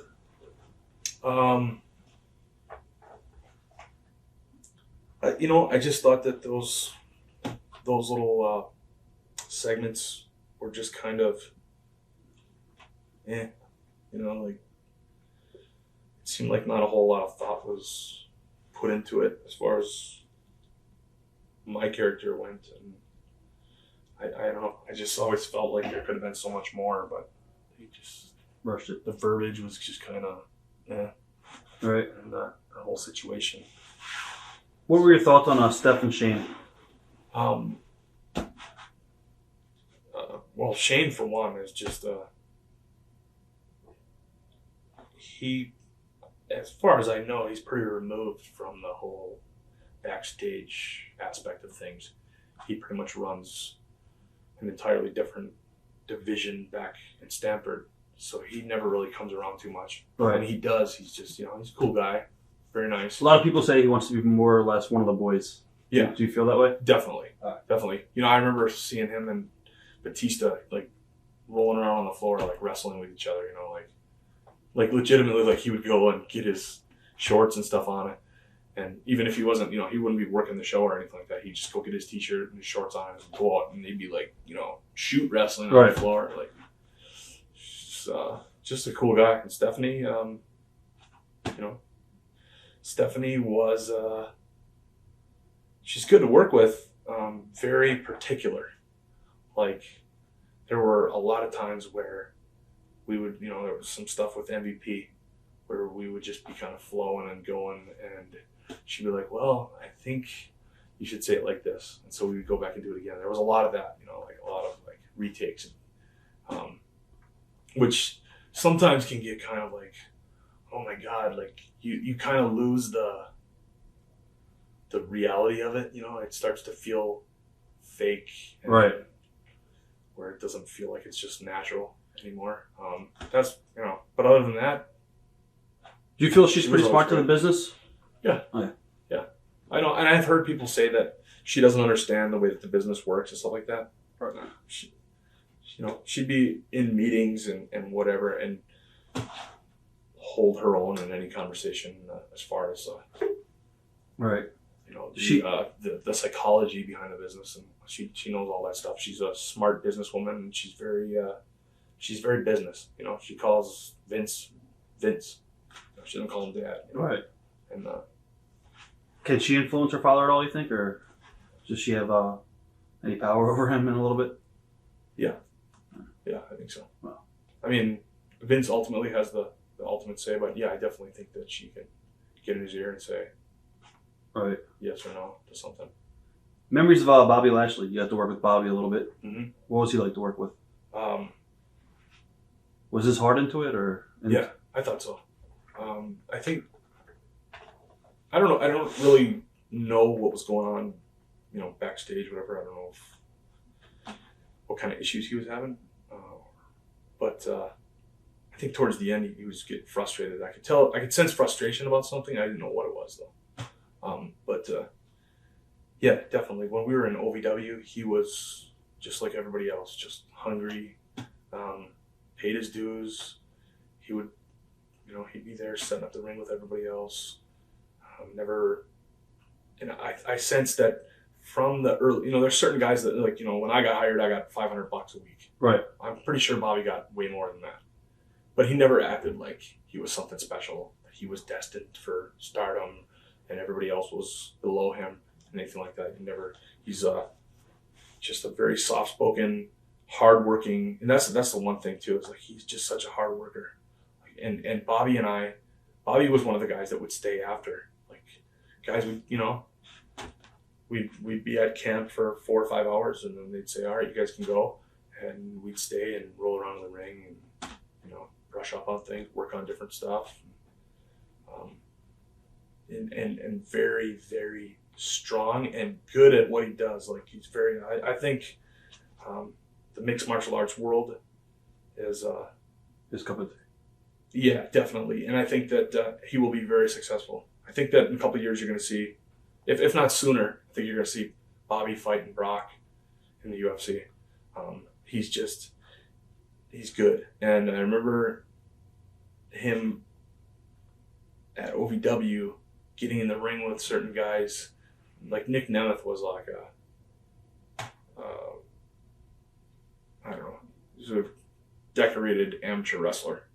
And he would get in the ring with guys like Nick and just tear them apart. And they wouldn't even be, And I remember watching Bobby wrestling with somebody, and then he would say, like, he would have the guy in a hold or something like that, and he would just coach him through it. He would be like, okay, take your left arm, grab my right ankle and pull. And then, boom, the guy, get out of whatever Bobby had him in, and Bobby would just go and put him right back into something else. It was just like effortless. So, and I know that his training, he lives in Colorado, so he trains in that environment, that high altitude. And I think that's why he moved there, if I'm not mistaken. Like, I don't know if he's from there originally, but I know that he went there for that reason, to just so that he would have that edge over anybody else. So, you also got to work with Taker. What are your memories of some of the matches you had with Undertaker? There was a guy that, after I had that match with Batista where I got busted open, Taker pulled me aside at one of the house shows and said, like, keep it up. He would, say, hey, work on this, work on that, maybe start doing this. And then he said, I'd like to work with you someday. I think we can make some money together. And then about a week later, he came up and said, did you hear? I said, no. And he says, we're going to do a program together. We're going to get, they're not sure yet, but they're thinking at least 2, maybe 3 pay-per-views out of it. And I was just obviously very excited about that. Let me ask you, I don't want to ruin your story. Mm-hmm. At what point do you say to yourself, wow, here I am, I came up on the indies and now I'm working with Undertaker on the WWE pay-per-views. I mean, did you ever sit back and be like, wow, how did this happen? Yeah, the first night that we worked together on a house show, I don't remember where we were.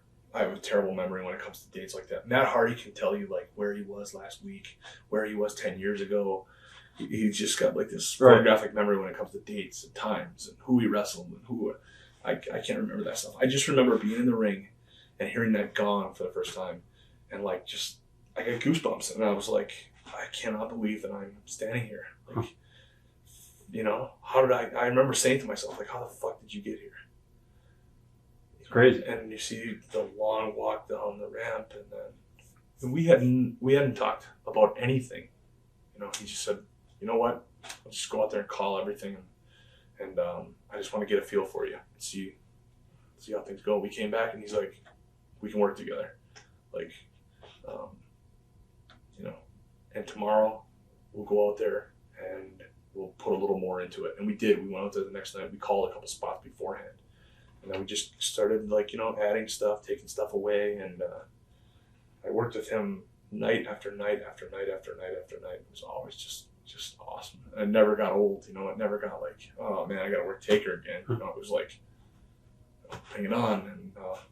And he was very, very instrumental in helping me out and molding me too. I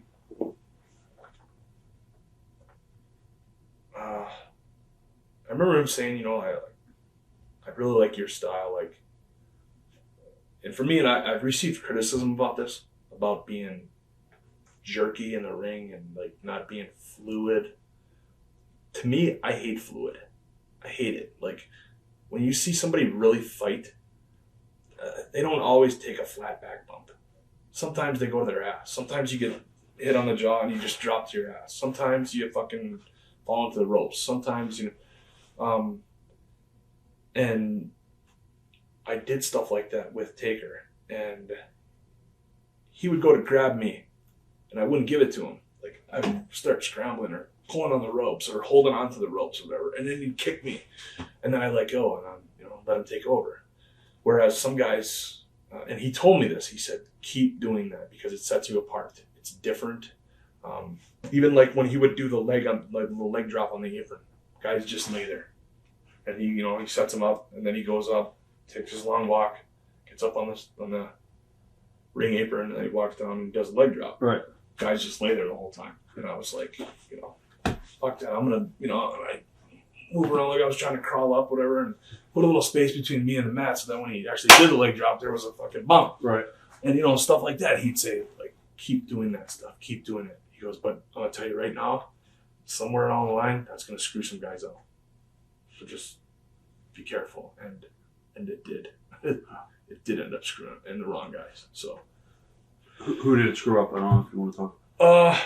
Well, I know, like Cena hated it, Shawn Michaels hated it, and therefore Triple H hated it. Which are three guys not to, you don't want them to not like what you do. I'm going to talk about these guys coming up. But I always say that there was a situation one time where somebody got some heat in the locker room. I'm not gonna go into it's irrelevant who it is or whatever, but somebody got some heat in the locker room, and a bunch of guys were talking about it, and I joined in, I chimed in, and Regal pulled me aside and he said, don't get involved in that fucking shit. He's like, you're better than that. He's like, look at Taker, look at Steve, look at those guys that you look up to. They don't get involved in all that petty bullshit backstage. They're nice to just be nice to people. Don't talk shit about people. And you know what? And I'm not that type of person. I don't like talking shit about people, and I don't like, getting involved in that petty shit. And he was right. And I always say that there are two mountains in the WWE. One mountain, you got the Undertaker on top of. And the other mountain, you got other guys. And this mountain, the Undertaker is up there saying, throwing ropes down. Come on, guys. The weather's good up here. We can make some money together. If everybody's on the same page, if we all work together and we're all good, then that means that the whole card is good. Which means, you know, like I remember watching back in the Attitude Era, like it was from, you know, that first ding, ding, ding till the last ding, ding, ding. Oh my God, we'll see you next week. Everybody was good. And so Undertaker's on one side throwing ropes down, saying, come on, I got to help you guys out. And he really like takes guys under their wings. I was one of them. I was fortunate enough. You know, MVP's another guy. And then on the other side, you got guys throwing boulders down. Like, get the fuck off my mountain. I'm up here. I want to be up here. I'm up here. It's a good analogy. I would rather be remembered as being on Taker's mountain. And I just, you know, and it always goes back to that thing that Jim Cornette said to me the very first day that I was at OVW. If you know of somebody that can help the business out, do everything that you can to try to help them out, try to get them better. And if, you know, if somebody's fucking up, rather than, if somebody's fucking up, but they have potential and they have talent, work with them, you know, try to get them to fucking stop doing whatever it is that is bothering you or bothering everybody else. Don't try to hold them down. Don't force them down. Don't bury them. So that's all I got to say about that. You also got to work with Chris Benoit, probably one of the best workers in the in the world. What are your memories of some of your matches with Chris? He was another guy that you know, it's really hard to like put your finger on like who it is that made you who you are today. But Chris was another guy, took me under his wing and said, you know, we'd be in the ring working each other. And those were some of the hardest matches I'd ever worked in my life. Like, because it was Chris that taught me, like, I'm not just going to give stuff to you. You know, just because we call the spot here doesn't mean I'm going to give it to you right there. You're going to earn it. And so, you know, you got to fucking soften the guy up, kick him in the knee, give him a flipper, fucking, he fights back, you fucking figure out a way to stop him. Drop kick his knee out, whatever, you know, you got to keep working that way. It looks like a fight, not a dance. And Chris wasn't stiff. He was just very, very solid. And he didn't mind if you hit him. And, you know, he was certainly going to make sure that he hit you when it was necessary.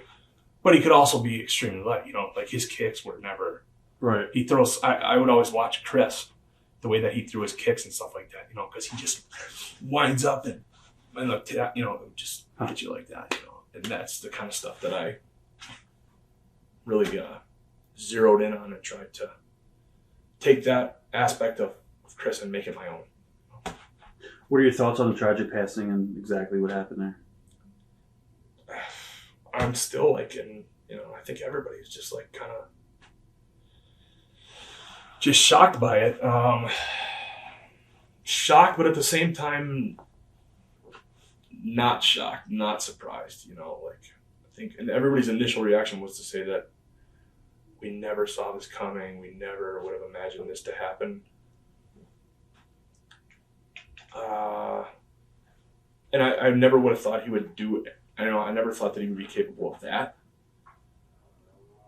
But after it happened, and you look back at all the factors leading up to it, like Eddie. Well, it was more than that, though. You know, it was like it was Eddie, and it was the fact that Chris had worked very hard to get to where he was. You know, had spent years over in Japan getting the shit kicked out of him. When he was a young boy over in Japan, you know, they treated him like a dog, you know, and made you definitely pay your dues and earn your way up the ladder, earn your stripes. So he had worked so hard doing that, come to America, you know, come back to America, got in with WCW, that whole bullshit, you know, whatever led to him leaving WCW. came over to WWE. I think initially there was some politicking and stuff like that going on where, he wasn't going to be, he was just going to stay here. And then, Paulie came in and, took him to the top and made him into a respectable main event level guy where everybody respected him. And everybody felt that he had, he belonged in that spot. It wasn't just like a guy that they had made and molded into that. It was just, he belonged there. And also I remember him saying, and I don't know, this is what Chris told me, that his previous marriage had ended poorly, and that I remember him saying something to the effect that my, ex-wife fucking took me for everything. So he said, I have to work for the rest of my life because of the way that marriage ended. And I think it was, he was, I was just getting engaged, and, he was kind of giving me the pep talk, like, be careful, know what you're getting into, that kind of thing.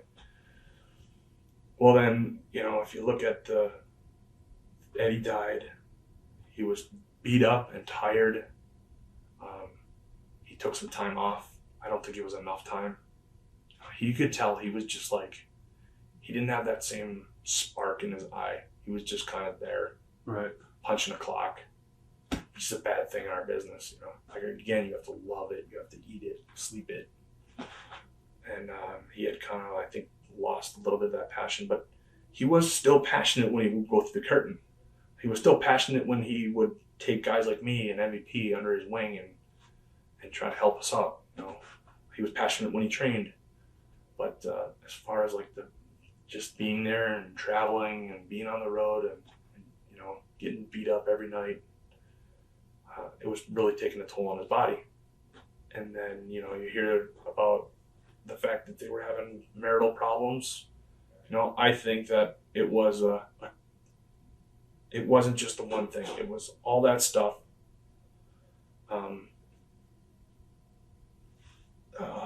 And I think he was afraid that Nancy was going to do the same thing that his ex-wife had done, his first wife had done to him, and felt backed into a corner. And I'm not condoning. I'm just trying to figure, and over the years you try to figure out, like, why would he do that? Why would he do that? And I really think that that's a combination of all those different things. The media and the Congress and everybody, they want to point at steroids. Well, I think the general misconception that the media has, and therefore the rest of the world, is that you take this substance, you stick it in your ass, and you get huge. You turn into the Incredible Hulk, and you beat women and children because of it. And it doesn't work like that. And I'm not condoning taking steroids or anything like that. I'm just saying that it doesn't work like that. And that documentary, Bigger, Faster, Stronger, I wish that would have gotten a little more play. I wish that would have, because I think that tells a really good story of the real deal behind that whole issue. But yeah, it was a combination of all that different stuff. He was tired, he was beat up, and he was going through marital problems. He was a guy that wanted to. I think he wanted to be done. I think after Eddie died, he was like, I'm just checked out. And I think he thought, like, I am going to have to literally work the rest of my life and do this, and I don't want to. I don't know what else to do. I can't go be a doctor or a lawyer, or I don't have any other trades. That was his skill, being a wrestler. So I don't want to spend a lot of time on the rest of the stuff with Chris, but I got a couple other questions that go along with it. How did you wind up doing all the media appearances after Chris's death? Did the office force you to do that stuff, or was that pretty much just, how did that come about? 3:30 in the morning, I was injured. I had torn my bicep, or my triceps. Right. Which was just a little minor tear, which turned out to be like a big hematoma, just a big blood clot in my arm. And so I was at home, and I remember all that stuff was happening.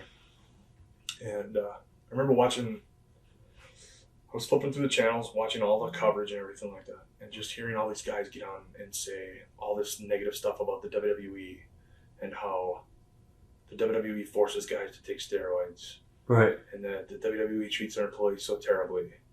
And that, this and that and the other thing. And I just remember being so frustrated because, I felt like they were attacking not only me, but my employer, who at the time was treating me very well. And I had watched, I think for the third time that night, they had replayed Nancy Disgrace. And, these guys were just getting on there and saying all this outlandish stuff. And I was pissed. And 3:30 in the morning, I started typing on, get on the internet. I think I had a couple drinks too, so that was not a good equation. I just kind of spilled my guts on the keyboard. And I hit send. And then I called my webmaster. She lives in Australia. And I said, can you make sure that this gets out there?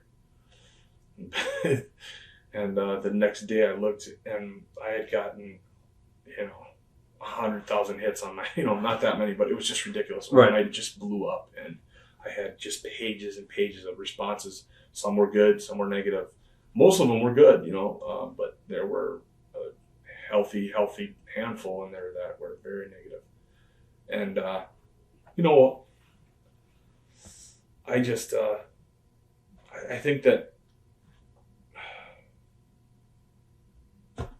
for one, when you get into this business, you know what you're getting into. You know that it's going to be hard work. And I'm not saying that things can't get, things can definitely get better. I wish they would. I hope they will. But at least for the guys, but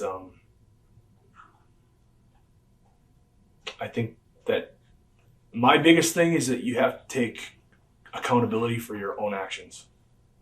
If I do something, I take credit for it. I don't try to blame it on somebody else. And that's what I felt, that everybody was just trying to point the finger. WWE. Well, Chris is gone, so you can't blame it on him. So we're going to blame it on you guys. So yeah, that was my biggest gripe. And definitely a big, huge learning experience. You know what? People pay to see me perform in the ring. They don't pay to hear my opinions. I was watching something the other day. My wife and I watch Food Network a lot, and we were watching a guy on there. And then my wife went on his Twitter account or something like that and saw some political comment that he had made, and it made me not want to watch his show anymore. And I remember thinking, the correlation between that and what I said, I didn't have 9 hours to sit and talk about every little aspect of it. I said some stupid things that, I know people out there. There were a certain amount of people that said, I don't want to watch that guy anymore, and I know that. Are you talking about the one part where I guess you're talking about the wellness policy and then you breached it or something? Well, no, not even that so much. I just think, I'd said some things about some, superstar Billy Graham and Other disgruntled veterans. Yeah, other disgruntled veterans, Right. Yeah. And I wasn't attacking them. I mean, I have the utmost respect for all those guys and what they do, but they were talking about a situation that they had been a part of, several years earlier, and things had changed. It used to be a party atmosphere backstage. I used to hear stories of guys, in the back getting fucked up, and it's turned into it's guys are watching what they eat. Guys are making sure that they get to bed early so that they can get up and go train. It's totally different. Yeah, guys still go out and party and have a good time, but it's a lot more professional than it was. And it's definitely, you don't bring that stuff to work. You come to work, ready to work. Right. And you're not fucked up on pills or drunk or anything else, And I think that, people were pointing the finger saying that shit's still going on there in the WWE, and it's not. So I guess one of the questions I was going to ask you, can you understand why, I guess, when some people would think that you were a hypocrite after making statements, and I guess then you breached the wellness policy? What are your thoughts on that? Definitely. But again, like, you know, and I admitted to it. I had taken steroids to get to the WWE. That was my goal, and I had set out a goal. And I've always been a hard gainer. Like, I would work out and I'd get up in the morning and eat fucking 12 egg whites and, you know, half a gallon of water and take all these supplements and stuff like that and work out and train hard. And, you know, after a year, maybe have gained a pound or two of solid mass, you know. It's just like, it's frustrating. And you see these guys on TV that are all jacked up, and it's like, well, I can either do the right thing and not do that stuff and work at Point Beach Nuclear Power Plant for the rest of my life and sit in a little box and be a security guard, or I can go have fun and make a name for myself and wrestle and entertain and do something that I'm passionate about. So yeah, I did it to get there. And then when they instituted the wellness policy, it was my understanding, as well as many, many other people, that if you had a legitimate prescription from a doctor, because again, like, I had taken it for however many years to get there. Right. You don't just, it's not something that you just stop, because then you run into all sorts of other problems. Like, you know, it's, as it is unhealthy for you to have abnormally high levels of testosterone and other stuff coursing through your veins, it's also extremely detrimental to your health to have low testosterone. It's actually sometimes can be, you know, more devastating and more deadly. And so I had fucked up my system by taking this stuff. You know, people for years, you're gonna fuck yourself. You're gonna fuck yourself up. You're gonna regret it in the long run. I'm invincible. That's not gonna happen to me. Well, here WWE comes along and says, can't take this stuff anymore. We're going to start testing for it. Well, then you start shriveling up. And that's fine, because everybody said, you know, everybody's going to be that way. So, you know, it is what it is. But you start, you know, having all sorts of other problems. You feel like shit. When your testosterone is in the gutter, when you have no testosterone, you know, you can't make love to your wife because you got no testosterone. That starts to be a serious, serious problem. And so, as was my understanding, if you got a legitimate excuse, if you got a legitimate reason, then you can take it for therapeutic reasons. And as far as I knew, you couldn't just walk down. I couldn't just go to my doctor and say, hey, doc, I got this problem. He would just go, well, sorry, you fucked up. Like, deal with it. So, you know, hey, there's a wellness clinic, which at the time I had been told, and all the research that I had done was that it was, you know, just like,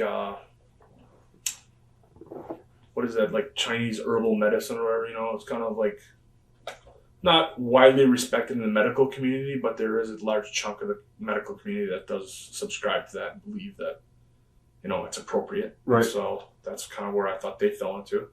And I never once went on the internet like, you know, I was accused of. I never went on the internet and got anything. I went to a clinic, had my blood work done. The test results came back that my growth hormone levels were in the gutter and that my testosterone was in the gutter. And their recommended treatment was that I take this, this, and this. So, yeah, I took it. And when I said that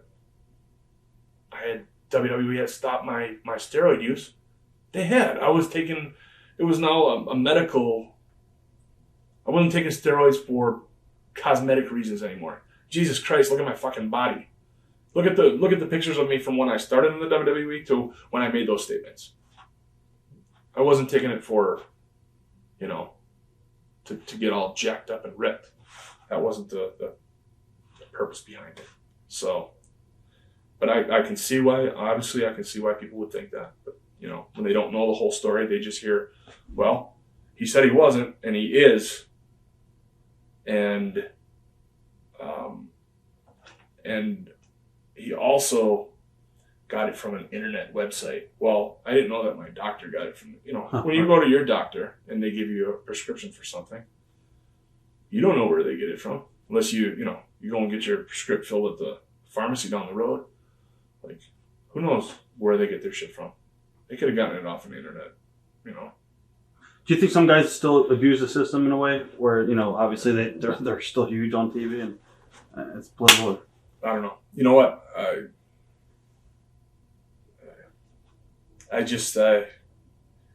I also think that there's, and I know for a fact that when you've taken something for so long, once you get off of it, you're still going to retain a lot of those gains. Right. And also, a lot of the guys aren't as big as they seem to be on TV. Like Batista is, like, when I first met Batista, he was as big as a goddamn house, and he's still very big, but nowhere near to the size that he was back then. And through, proper nutrition, and I know of some guys that, like John Morrison, who watches everything that he eats, and he looks ripped and jacked, and it's just like I remember going to my first bodybuilding show, and I saw the guys up on stage, and they just looked enormous, huge, and the guy came and stood next to me and was like this big, and tiny and skinny, and it's just when you're that ripped up, and you're under those lights, on the camera, on TV, in the ring, where you really don't have perspective of, you're not seeing them standing next to a fan, so you can't really get a gauge of how big they are. I think that. Getting back to your wrestling career and stuff like that, you also worked with Sabu. Did you find that conflict a little bit hard to work with, Sabu style, or easy to work with? Yeah, I mean, I think Sabu had kind of checked out at that point as far as like WWE. I think he was frustrated with stuff, and definitely. But he was always, he was cool. I think I only wrestled with him once, and it was fine. When you won the Money in the Bank match, did you expect a title run after that? Was that pretty much the direction that you thought you were going to go in? Yeah. In fact, I was actually, I had left the building. Undertaker tore his biceps, and I had left the building. I don't remember where we were again, it's my memory. But I had left the building after the main event dark match. I was riding with Matt, and we were about 5-10 minutes away from the building. And I got a call from Michael Hayes. Where are you? I said, we left the building. Come back here. Vince wants to talk to you. Okay. So I went back, and as I was walking down the hall, Batista was coming out of Vince's office. As he came out, he just looked at me, and he gave me a big hug, and he said, "Congratulations, you earned it, man." He was like, "Have fun." And I was like, okay. And I went in the room, and I sat down with Stephanie and Vince, and they said, well, we were planning on having Taker run with this title for quite a while, but unfortunately, he has to go have surgery. So next week on SmackDown, you're gonna, Undertaker's gonna have a cage match with Batista. We're not quite sure how we're gonna do it yet, but he's gonna be pretty battered and beaten, barely squeaked by at the end. He's gonna still retain the title, and then at some point, you're gonna come down, challenge, cash in the Money in the Bank, hit him with something real quick. 1, 2, 3, we have a new champion. And he's like, and depending on how things go from that point on, our main focus on this whole thing right here is kind of Batista. No offense to you, but if Batista's stock starts to plummet, decline, then we'll put the title back on him. But as long as his stock, I think they said we think that his stock is actually rising right now because he doesn't have the title. The chase is always entertaining. So as long as it stays like that, we're gonna keep it on you. Just so you know. And then they said, "Do you have any concerns, comments, whatever. And I just said, no, I really appreciate it. I thank you guys for having faith in me. But I said, I'm a businessman, and as long as the people say yay when they're supposed to say yay and they say boo when they're supposed to boo, you'll never hear me complaining about doing jobs or anything like that. Like I'm business. And then Vince just said, that's why we're going this way. That's why we decided to go this way. So, which I kind of wish I had never said that, just because, like, even though that is true, I don't think Vince likes comments like that. Like, some weird way, he wants you to think that it is, right. You're supposed to win. You're supposed to want to be the champ, and I do. It's just I understand, the entertainment aspect of it. I always thought, like, when you watch a movie, if Arnold Schwarzenegger and Sylvester Stallone are playing opposite each other, antagonist, protagonist, and the good guy, Stallone, is supposed to go over at the end of the movie. I don't think Arnold Schwarzenegger goes to the director and says, do you think we could rethink this? Because I think that, it would be in my character's best interests to actually win this one. It just, that's the way I've always kind of taken things. I guess, now, how soon after this did you tear your tricep? Was it pretty fairly quick after that? So I left the room. I went home. Actually, we went out that night, and Mark Carano and Matt and Michael Cole went to a bar, and Michael Cole and Mark Carano had already known about. They had heard about it, that I was going to take the title. Right. And they threw a little celebration party. We had faith in you the whole time. You're gonna be fucking good. This is gonna be great. The first of many kind of thing. And then I went home on a pretty high note. And then the next week, we had a double shot in New York somewhere. And the first match of the day, right towards the end of the match, Batista sent me into the corner. And, he didn't really call anything, but at that point we had worked together so many times, so we were used to it, And I stepped out.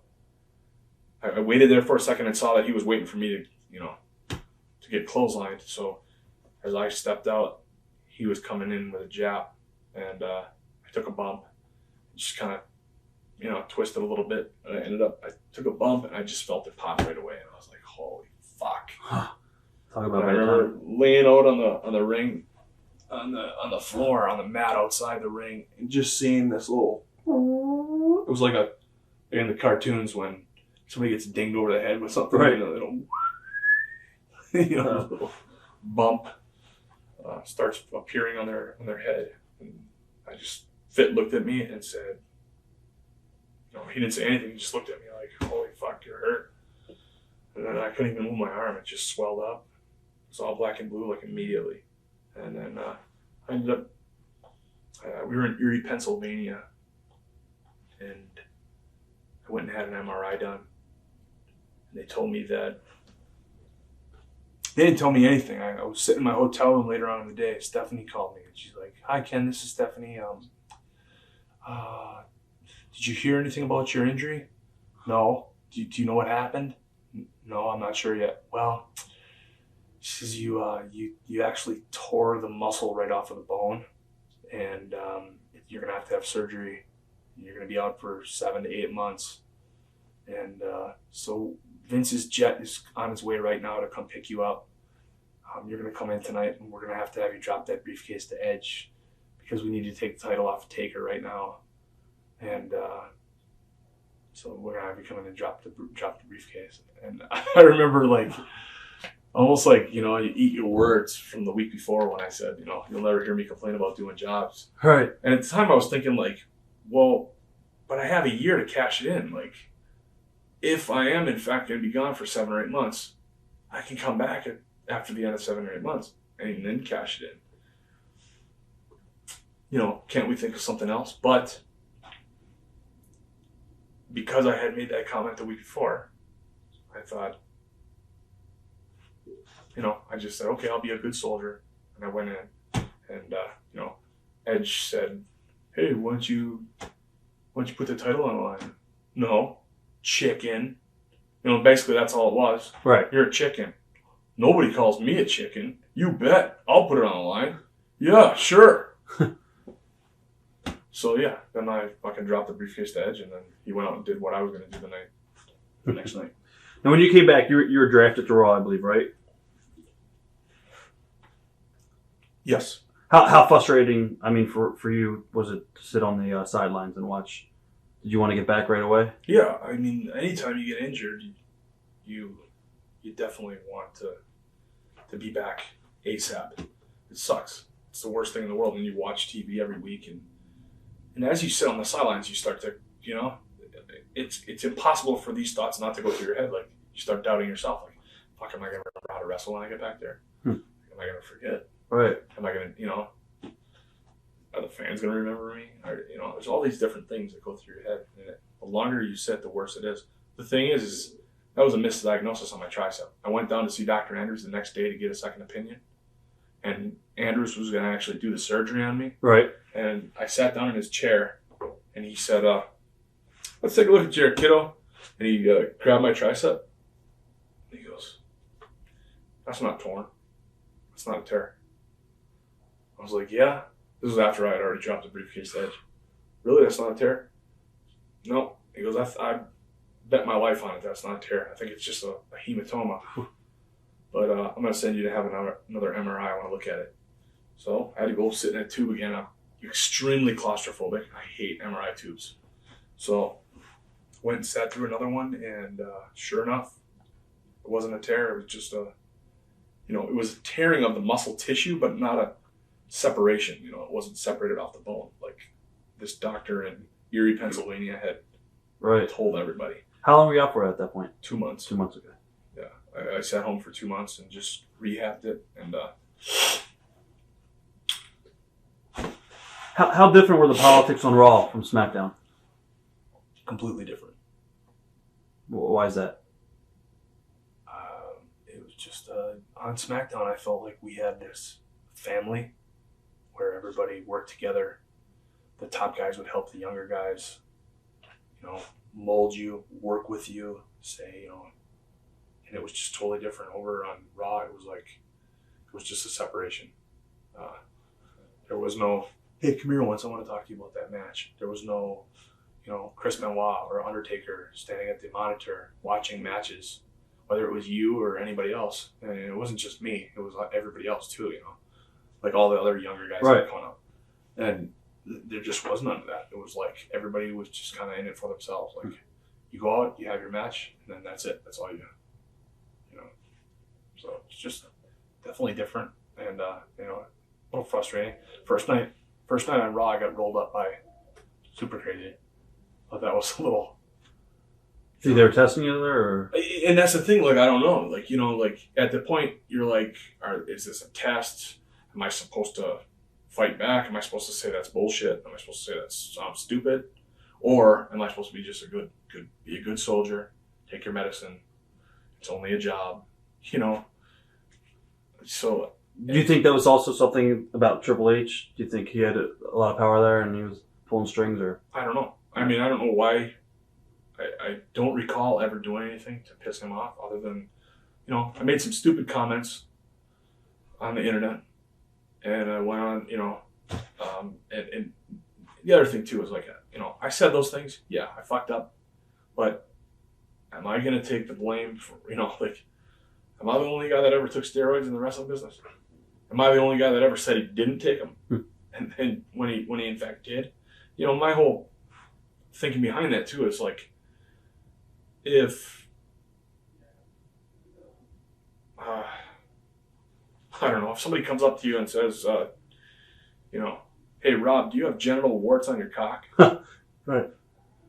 You're going to say no, even if you do. Right. You're going to say no because it's not anybody's fucking business.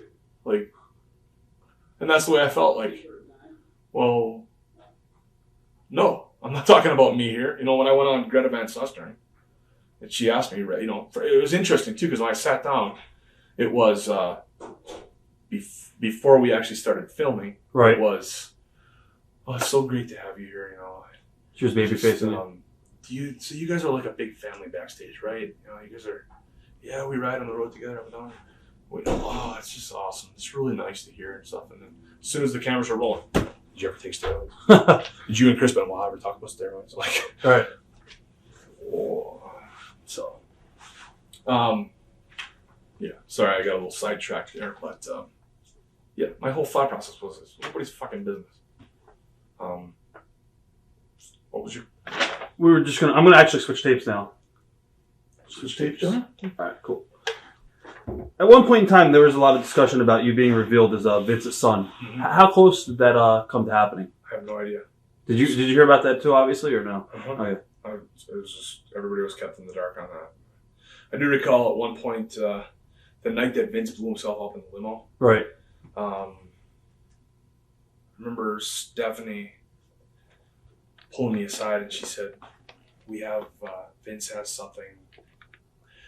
We have something that we think you'll like, but I want Vince to tell you. It's something. It's good. It's good, and you're gonna like it." And that's all I heard. And then he blew himself up in the limo, and then Chris died, and then they pulled that whole plug on that thing. And then they brought it back around again. And I know that they, you know, remember Stephanie saying, you know, the internet thinks that you're going to be the, you know, that the internet thinks that you're going to be the son, right? And I was like, yeah, I you know, I heard that. And she's like, so we're going to play with them. And they kept doing like little teasers where he'd be walking down the hall, looking at different people, and then it would always end up where he was looking at me. Right. We'd have a little back and forth or something like that. So, you know, that's about as far as I wasn't sure. And I had just been on the cover, you know, on the cover for the magazine. And when I had gone to visit the office too around that time. I remember having a conversation with Shane in his office where he was like, you know, like, you're on the cover of the magazine this month, and you know that's the direction that we're going with the company right now, you know. And that was, you know, he made some comment like that, right? But as far as actually being revealed or, you know, actually being told like you're going to be the guy. What was your relationship like with Steve Austin around this period of time? And you got close. How did you become friendly with him? Actually, I had a match with Batista on TV. It was just SmackDown taping. I had a match with him, and I was on the plane up to. I was going up to Canada, somewhere in Canada. We had a layover in like Portland or Seattle. We were in Seattle, and I checked my voicemails, and it was Ken, Steve Austin. Got your number from someone in the office, and I saw your old match with Batista the other day. I liked the shit out of it. And I wanted to talk to you about it. You know, I saw some things, a couple things I wanted to talk to you about, and give me a call back. Gave me his number, and I called him back, and we talked for quite a while, and he gave me some pointers and saw some things that he had seen during the match that could have been turned up a notch, and some things that he liked, and then he's just like, you know, give me a call whenever you can, and if you ever got any questions or anything like that. And then, you know, I think I called him the next week after my match, and, you know, said, what do you think? And we chatted again, and then, you know, he'd call me, I'd call him. When he thought of things, he would always, you know, his mind's always working, and that's one of the things about Steve is, like, he's removed from the business, and he's given so much to the business that he, you know, he could just be sitting at home doing nothing. He doesn't have to watch. And he certainly didn't have to call me and, you know, extend the olive branch. But he did because, you know, he saw something there and he wanted to try to make it better. and he would always come up with different ideas and stuff, and would pitch them to me, and then I go back and pitch them, and they get shot down, and so. Do you think his relationship helped or hurt you? I think it hurt me, actually. I don't know why, but somebody there does not like that, and always looked at it like, I remember shortly thereafter, I started, people would say like, and just people backstage would say, well, even Steve would, like, I wasn't trying to, like, they would try to insinuate that I was trying to be Steve Austin.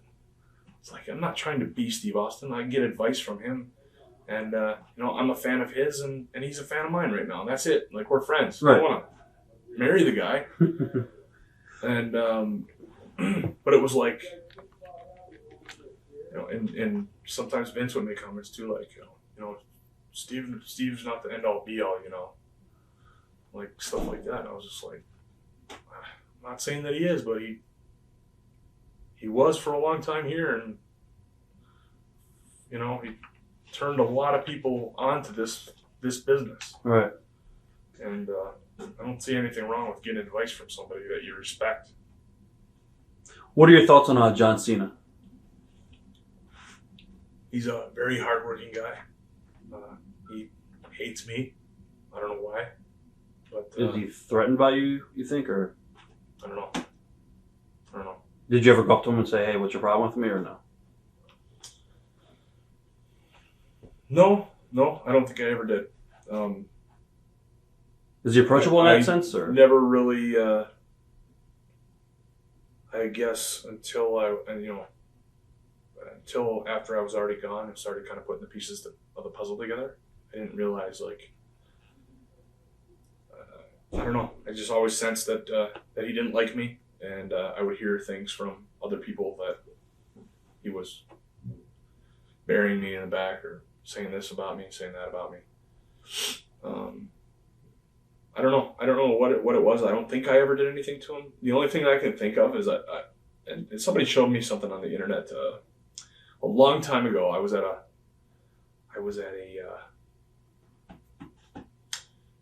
like a signing, an autograph signing, or like a press conference or something like that.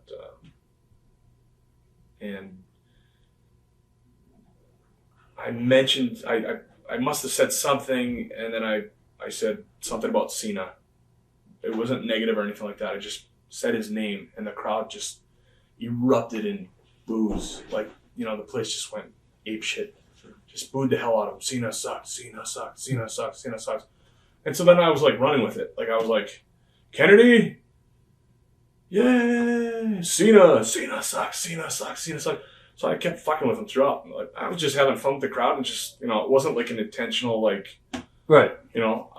I wasn't saying that I thought Cena sucked. It was just whatever. I was being a heel. I hear you. What happened in the match between you guys where I guess he suffered an injury? He gave me a hip toss, and I somehow tore his pec. I don't know. Do you think that could have started a little bit of the friction, or? Definitely. I know, talking to people, that I got the heat for that. Like, I definitely got all the heat for that. Like, you injured the top guy in the company. How that happens from taking a move from somebody, I don't know. But, all I did was jump and flip. And he got tangled up somehow and ended up, tearing his pec. I don't know how. I'm still trying to figure that one out. We did an interview recently with Sabu, and I think he got to work with John. And apparently gave John a potato. He had a black eye or something like that. And Vince started yelling in the back, not directly at Sabu, but said something to the effect of, he's $1 million guy. You can't be doing this to John. Did you get that feeling from Vince or the office as well that, maybe you got heat? Well, the thing is like I had heard later on from people who definitely are in the know that I did get the heat for that, but nothing was ever directly said to me. Right. Like, nothing was ever said like, hey, man, you should really do this. It was just like, Gotcha. Hi Ken, hi, how you doing? How you doing? I mean, whatever. Right. How do you combat something like that? How do you? We'll talk about him later on because I'm going to have questions regarding your final matches there in WWE. What are your thoughts on Triple H? Did you get along with him? Yeah, I mean, it was professional. I mean, nothing ever. Right. You know, at the beginning, I thought that he was a fan of my work or whatever, and I remember having, I had matches with all the guys over on SmackDown: Benoit, Ray, Booker T, Undertaker, Kane, Fit Finley, anybody and everybody, and they would all sing praises and say, great job, keep it up. And then I worked one match with Triple H, and that was like the next time I was working mid-card guys. So I don't know what happened there. I don't know. Nothing was ever said to me though. So if there was a problem, I'm of the, if I have a problem or if I'm doing something wrong, somebody needs to tell me about it so I can fix it, because I'm all about fixing mistakes. I mean, that's what I did when I was in the independents. I would wrestle, make mistakes, and then somebody would say, hey, you did this, you did that, you did this, you should have done this, this, and this. And then I would go fix it. And then I'd send another tape to WWE, and they would say, hey, he's improving, he's getting better. But I can't fix something if I don't know what the problem is. But I always sensed that there was something. Right. I just didn't know what it was. Nobody would tell me. Did you ever, want to go up to Triple H and ask him, hey, Hunter, what is your beef with me? Or was it something that you just... No, because he was always nice to me. Right. To my, to my face, as far as I know. I did ask Shawn Michaels one time. I said, do you hate me or something? Like, what's the deal? Because I sensed there was something there. Said, no, man, no. Like, if I'm doing something, please, I look up to you guys, and I don't know everything. I'm still learning too. And I would really appreciate it that if I am doing something wrong, that you guys would say something to me. And I was told, no, everything's fine. So. You think they're just babyfacing you, or? I don't know. Thoughts on your series with Jeff Hardy? What was it like working with Jeff? Awesome. Jeff's another one of those guys that I felt like I didn't have the chemistry like I did with his brother. I think I had way better chemistry with Matt. But I loved working with Jeff. And again, he was always he always wanted to take that extra step and make the match special and do something out of the ordinary. Whereas, some guys just like to go out there and just have the same match, week after week after week. And he was one of those guys that always wants to change things up and do something different and have fun. And so, yeah, I always loved working with Jeff. You also got to work with Ric Flair. What was that like? That was pretty awesome. Too short-lived for me. And, it was a situation where we were working together at the pay-per-view. And we thought we were going to have 20 minutes, and it turned out to be 9 minutes. So They cut it down before you went out, or? Yeah. And it's hard to, and I think we even got some time shaved off when we were in the ring. So what do you do? It was just here I am working arguably the best performer in the history of our business, or one of the best. And I can say that I worked with him, but it's not like I did with Taker, like I did business with Taker. I just worked a match with Ric Flair. Right. I did business with the Undertaker. I did business with Batista and all those other guys, Kane and Booker. When you worked with Rick, do you think he still had it? I mean, obviously, it was in the ring, past his prime in a way. But do you think that was good or bad for Rick to stay as long as he did in the ring? I think that when you look at the reaction that he got at WrestleMania, the reaction that he still gets from people, if you're still getting that, you still got it. It doesn't matter. In our business, you don't have to do all the crazy flippity floppities. You don't have to backflip off the top rope in order to get over anymore. It's just, or anymore. You never did. And as long as I've always been of the mindset that, and I said it before, if the crowd says yay when they're supposed to, and they say boo when they're supposed to, business is good. How did you land the role for Behind Enemy Lines? It was, I got a call from Mark Carano one day, and he said, we're sending you a script, and we'd like you to read for it. There was about, I'd say 15 to 20 other guys that read for it. We went into a hotel room somewhere, I think it was in New York, and just did a reading in front of the camera. And I waited for about 3 months. It was interesting because I was talking to Bobby Lashley on the phone one day, and it was right around Christmas time because I remember I was home for something. I was at my mom's house, and I remember talking to Bobby, and I was like, I read for this movie like a couple months ago, and I'm still waiting to hear back from him. And I don't know what the deal is. I can take no. I'm a big boy. I can take rejection. I wish they would just tell me if I didn't make it. Right. And that day, like, I got off the phone with Bobby, and he was already gone from the company. But about 2 hours later, I got a phone call from Mike Lake, and he's like, "We're gonna offer you the part." So. What was that like for you? What was that whole experience like? It was awesome. It was something that I wanted to do from the time I was a little kid. Like I said before, we'd get video cameras together and write a little script and get a bunch of kids in the neighborhood together. We'd make movies. I got into plays and acting and stuff like that because I wanted to make movies. I did my one semester of college because I wanted to make movies. So I wanted to entertain people.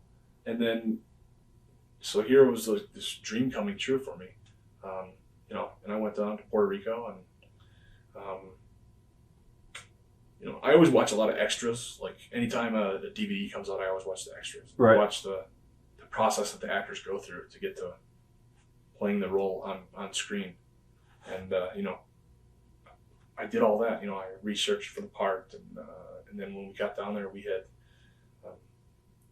fight classes where we would work on the choreography for fight scenes and stuff like that. And we had training with the military, and so it was a great experience. And I got to work with Tim Matheson, who was great to work with. And I've been a fan of his since Animal House, since I watched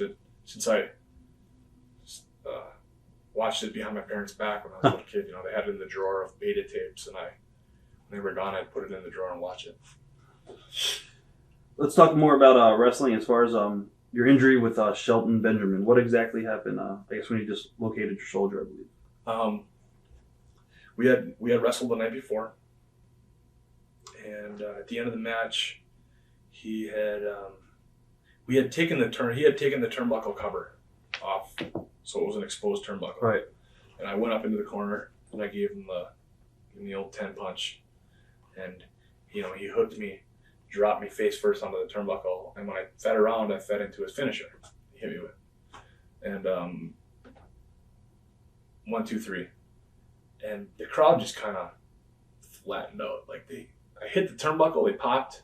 When he hit me with his finisher, they didn't really, or they booed when I hit the turnbuckle. They booed less when he hit me with his finisher. So the next day, we were kind of discussing that, and Fit said, "I don't think he should hit you with his finisher. I think it's overkill. It's like you hit him with this one thing, and then you got to hit him with another thing. I think boom, and then he should roll you up and put his feet on the ropes or something like that. More heelish." And so we talked it over, and I thought that's the way that it was going to go. And we went out into the ring, and I went out, did the 10 punch, and he dropped me face first on the buckle, and I kind of took a stagger step back, and I noticed that he was in front of me. I was like, how's he going to get? And I thought he'd just, do the little dive, roll through, and hook my leg on the way through. And he just jumped up and grabbed me and hooked me. And I don't know if he he grabbed extra hard because he knew that I wasn't going to know that was coming. Right. To, kind of force me into it a little bit more, But he grabbed me and we went down and my arm got caught in between our bodies. When I hit, it just, I went from standing to on my stomach like that, and it just popped my shoulder right out of its socket, slid up behind, and dislocated my shoulder. And I went to the back, pretty pissed off, and laid down on the table, and the doc came up and he was pulling on it, and he said, "We're gonna have to take you to the hospital and sedate you, and then relocate it because we're not doing it right here." And I looked at him. I said, "I can't wait." It was so agonizing. I just said, "Just fucking whatever you have to do, just do it right now. Like, hold me down, whatever. Get 3 guys on me." So that's what they did. They had one guy hold my waist, one guy held my opposite shoulder, and the doc just like key locked my arm and just started cranking on it and pulled. And as soon as it came out, and I mean, it was just like, it just slid right back into its socket. The pain went from like a 10 to a 1 almost instantly. And I started laughing because I had been screaming like a little baby, for the previous few minutes.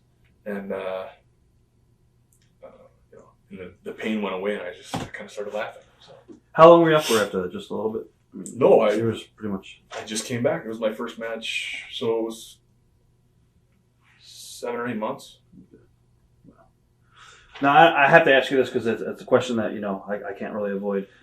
I don't know if you saw our interview that we did with Bob Holly. He claims about that you got him fired and stuff like that. How do you react to what Bob said about you on our interview?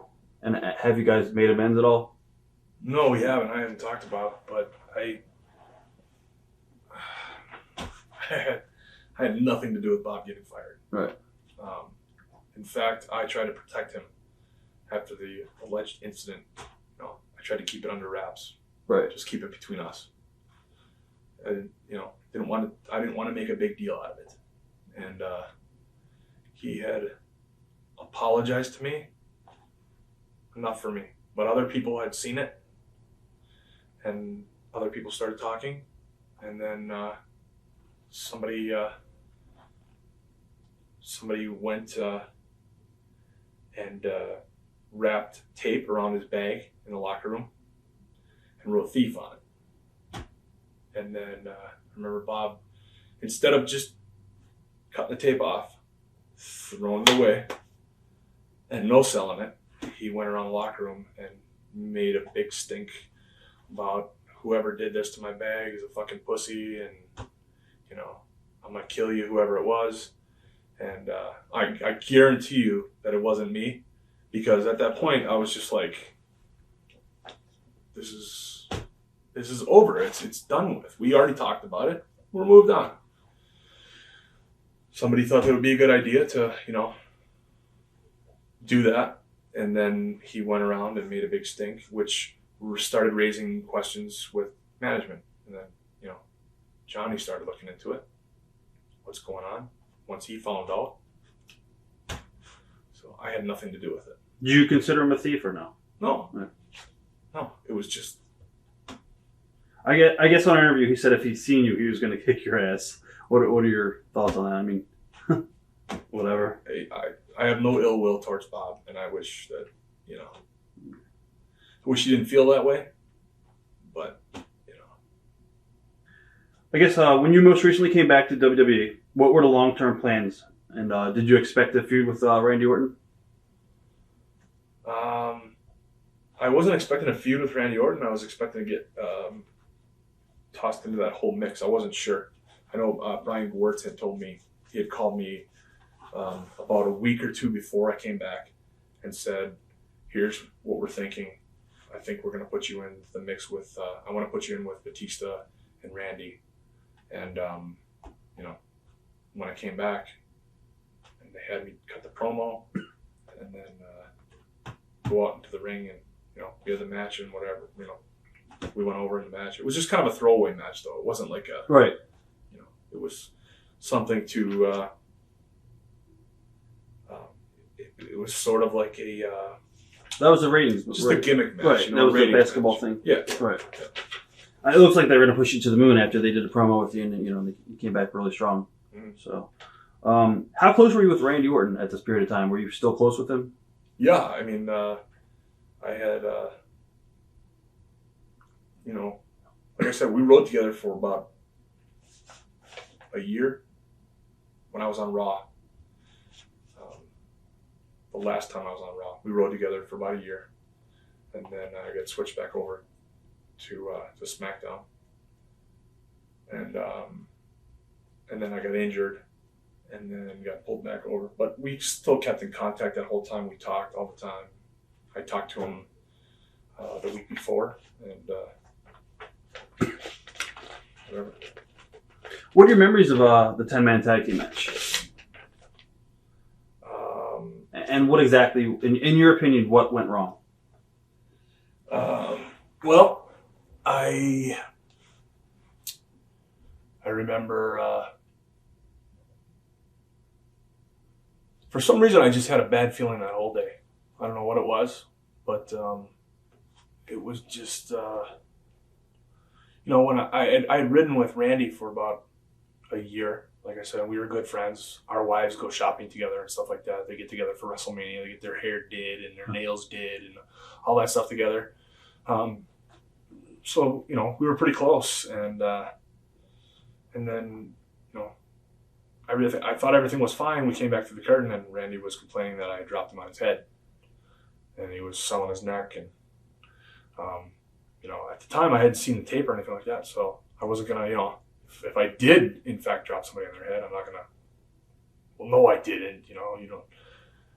So I just said, well, if I did, I apologize, man. I'm really sorry. And he, kind of lectured me on safety in the ring and stuff like that, which is ridiculous because I've never heard anybody other than getting accused of hurting John Cena when he gave me a move. That was the first that I ever heard that I was unsafe in the ring, and so he was selling his neck. He went back to the trainer, got iced up, got his neck iced, his shoulders all iced up, and like I said, I apologized up and down. I sat in his little private dressing room with him, and I apologized to him up and down, and then as things were. He kept saying, "Oh, it's okay. I overreacted. I apologize. No big deal. Just it is what it is. It's water under the bridge as far as I'm concerned right now." And then I would make a little joke about something, and he would go, "See, that's where I don't think it's funny. I don't think you take this seriously. You don't know how serious this is." Like, yeah, I do. Like, if I dropped you on your head, I apologize, man. I mean, in the back of my head, I'm thinking like. I've been dropped on my head a million times. Like, in fact, in that match, if you watch Randy give me a drop kick, I actually do land on my fucking head. So then, like I said, he got all iced up. He was all iced up and everything. I went home. I barely slept that night because here I'm thinking, like, I come back, I'm working with the top guys, and I hurt the top guy again. I'm going to be working the fucking, curtain jerker next week. And then, you want to pause it? No. Okay. And then I went home and I watched the tape. And I rewound the tape. And it was on high definition on my DVR. And lo and behold, when you see him land, he lands. If you look, from his shoulders to his ass is a straight line. Like, you couldn't have landed flatter on the mat. And his neck never even come in contact with the mat. You can see a shadow on the mat the whole time. He goes down, his neck is, there's still a little shadow, and then he starts to come back up again. And then he does the punch at the air, starts pounding his fist into the mat. I had heard through the grapevine that if you watch the tape from a different angle, you can see that Randy jumped really hard and that I had to pull him back into me. That it was either if I, because he jumped so hard, if I would have just gone, it was either let him just go this way, right, and he would in fact drop on his head, or pull him back into me, and we went down, and he actually landed on my shoulder, which it didn't injure me, it didn't re-injure me, it hurt, which is why I was holding my wrist at the end. So he actually landed on my shoulder a little bit because he had jumped so hard. But, when I was initially accused of all this, like I said, I hadn't seen the tape and I didn't have all that information to make my judgment. So when you see all that stuff and you see the tape, and I wish, anybody out there that goes, if they have it, and I know that they have really shitty copies of it on YouTube, and I don't know if you can, with the definition, if you can actually see where his neck never comes into contact, but why then would he go and get his neck iced up if his neck never touched the mat? I don't know. Did Vince flip out after the match at all? Nope. No. That was one of the big rumors. No, not to me anyways. He may have, but not to me. What was the reason that you were given why you were let go? Nothing. Johnny called me and said, Ken, what are you doing? So, I'm just chilling at home. Okay, well, got bad news. And as soon as he said it, I was like, are you kidding me? Really? Like, okay. And he goes, we're going to have to let you go. And I said, okay. Any reason why? And he said, well, I guess they just were unhappy with the way that things went on Monday, and we decided that we're not going to go with the Ken Kennedy character anymore. Now, at this point in time, what's going through your head?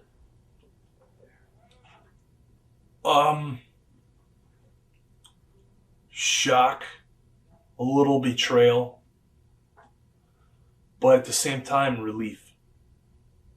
Because for about a year and a half, I had been struggling. Like, I think that I have all this stuff to offer. It's interesting to me that when I was on SmackDown and I was working with all those guys, everything was fine. Nobody ever complained about me being unsafe. I worked with Undertaker for 9 straight months every night. He let me pile drive him. He's let 2 other people in his career give him a pile driver. And suddenly, when I'm on Raw, I'm unsafe to work with. I'm a hazard. This, that, and the other thing. And, and it got to the point, too, where, like, I would second-guess everything because every time I would go through the curtain, every time I would come back through, I'd go through nervous as hell because I didn't want to piss Vince off. And then I would come through and he would, that was the shits. Why would you do this? Why would you do that? Why would you do this? Why did you say this? Why did you say that? Like, I never got any positive feedback from him whatsoever. And there were people in the back, agents, producers, other wrestlers, other top guys that were just like, they would scratch their head like, what the fuck is going on with you? I don't understand what the deal is. Why this is happening. And they would say, like, we can tell that it's affecting you because we can see your confidence in the ring. If you watch my earlier matches, up until I got injured, until I tore my tricep, everything was fine. And then after that, you could see the confidence go away. And I always felt confident in my abilities. It was just like I felt like I could do nothing right. So. Did you ever feel like you wanted to call Vince up direct at all, or did you even try to call the office? I went into his office many, many times. Is there something that I'm doing? Like, what is it? No. Just, don't try to read too much into what I'm thinking or how I'm acting. He would tell me, like, I fly off the handle sometimes. I have faith in you. You're going to be somebody that we're going to be able to build this company around eventually someday, stuff like that. But that's not the message that I was getting when I'd come back to the curtain. In fact, there was a time where, remember earlier I had said that I was the intention was that I would be a heel starting out, get the trust of the fans, and then turn babyface somewhere down the road. And eventually, I remember, I think it was after there was an interview that I did in the ring with Tony Chimmel, where I pulled a jelly donut out of his pocket. You know, like I do the old Full Metal Jacket. It's a jelly donut. Right. Are you allowed to eat jelly donuts? Stuff like that. And after that, we came back, and Vince was like, "No more of that stuff. It's too entertaining. It's, you know, it's not top guy material." And you know, and I could see where he was, what he meant by that. And then I started doing these things on the internet, the Kennedy Declares segments, which at the time people were telling me they're getting more hits than anything that we're putting out at the time, and getting more hits than we've gotten in a long time. You know, anything that we've ever put out. And then after the Tom Cruise one, I did one where I was jumping up and down on the couch, and it was really funny. It got a lot of positive feedback from the crowd. He pulled the plug on it. I came in the next week and he said, we're not doing your Kennedy Declares things anymore. They're too entertaining.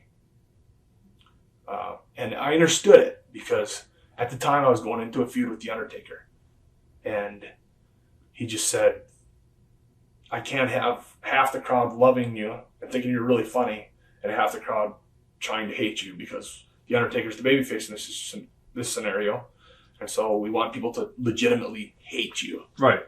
And so then he worked diligently, so hard, every week after week after week, telling me, you know, I'd go out and cut a promo and come back and be like, that wasn't real. That wasn't real enough. That's still fake. You're still, you know.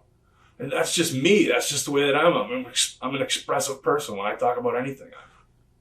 You know. And I would tell him that. I'd be like, Vince, that's me. Like, I'm sorry. Like, I'm trying to be as serious and just straight as possible, but that's not me. Well, you don't talk to me that way.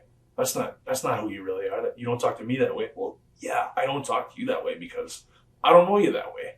And you're Vince. Right. And, you know. After your release, did you want to call Vince at all and talk to him, or you just took Johnny Ace's word and that was, I mean. No, that was it. Okay. And I honestly, like, after I got through with the initial, like, shock and, you know, the hurt that this guy that I had ridden with, you know, I don't know what happened there. Have you talked to Randy since, or any of the boys? No. I sent him a text message and I never got a response back. So, do you think the door? But I have talked to, you know, I talked to other guys from the company. Right. It's just not him. Do you think at one point in time the door could be open for you to return in some form, or do you think right now it's just not going to happen? Well, I don't know. We'll see. See what happens. I want to wrap up, but do you want to eat before your food gets cold? Oh, go ahead. You want to finish? Yeah. All right, cool. What are you legally, I guess, I don't know if you want to talk about this. What are you legally restricted to do in next gig as far as the name goes? Obviously, you can't use the last name anymore, right? Mm-hmm. Okay. Yeah. Can you still do your own ring announcements, or is that pretty much... I don't know. I'm not sure. Okay.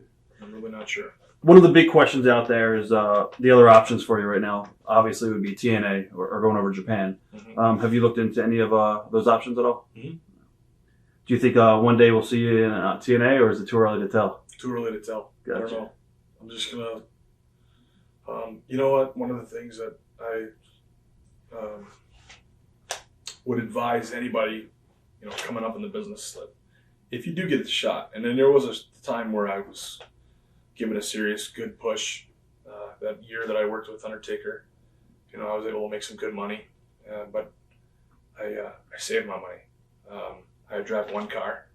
It's a nice car, but I have one car, and I have I got a nice house, but it's very affordable. You know, the bank told me I could take out this monstrous loan, and I decided to, you know, because you never know what's going to happen. And I always looked at it that way, like, who knows? I might get fired in a year from now. And look what happened. So I'm glad that, you know, I have an affordable house payment, and I have one vehicle, and that's all I owe anybody. I don't owe anybody else a dime. And so, like, the nice thing is that right now I'm just relaxing and chilling. Relaxing and chilling, and I'm going to make, you know, I'm going to really think things through. And if I'd like to go to TNA, but if it's not right for them, I definitely don't want to walk back into another. I just, like I said, for a year and a half, I struggled with the idea that this was as far as I had gotten, and this was as far as I was going to go at this particular point within WWE. I struggled with that a lot. And I had friends of mine, people that I look up to, tell me, get out. Get out, go away, do some other things, then you can always come back. And I wasn't able to pull that trigger.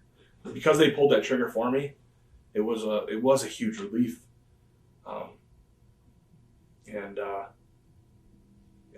want to make sure that I never have to go back to working on those circumstances again, where I'm doubting myself and doubting my abilities, and and having people talk. People are always going to talk shit about you behind your back or whatever, but where to the point where it affects your work, and I don't want to walk back into another scenario like that. So I've got an agent, I've got a manager, and we're looking for different projects for me to do. I'm having a ton of fun expressing myself and being able to be not only entertaining but creative, get my creative juices flowing once again, doing these internet videos. And how did you hook up with Paulie for that? For his website? Paul and I have always kept in contact since we worked together. And, right. We didn't talk. We'd go periods of time where we wouldn't talk for a couple months, and then times where we talk every week. But what's Paul's advice to you as far as what happened? It is what it is. That's kind of the way I think. It is what it is. You can't change it, so just move forward. And I changed the things that I feel that I can change. I learned from my mistakes from the past, and I'm going to move forward. And right now, actually I started doing the videos on my own, and then I just reached out to Paul and I said, hey, you think, and actually I said we should do something together. And then he called me and said, hey, why don't I put your videos up on my site? And so that's how that all started, And so we're going to be doing that for the foreseeable future. And if at some point that we decide that that's not working out well, we're going to try to figure something else out to do. So I think I love working with Paul because we have it's a positive, creative environment, and we bounce ideas off of each other. He sends me something, I put my twist on it, add some stuff, take some stuff away, send it back to him. He puts his twist on it. We go back and forth. We volley it a couple times, and we come up with a final product. How do you respond, I guess, when people say you're injury prone or green? I had 2 injuries that were beyond my control in WWE. 3 injuries that were beyond my control. 2 of them were because of other people's, and it's a thing. And the reason why I never said anything about it was, one, shit happens in the wrestling ring sometimes. None of that stuff was intentional. But 2, oh, he's pointing fingers. Oh, he's not taking the blame for his. So I just never said anything about it at all. And then, that backfired on me. And I think that I truly feel that there were people within the company that definitely took that ball and ran with it. Hey, they're saying he's injury prone. Let's go with that one. Hey, boss. Right. That kind of stuff. So, where do you see yourself in the future? I don't know. Did you take up culinary classes over the last couple of years? Somebody told me. No. I definitely have picked up the bug for cooking. Right.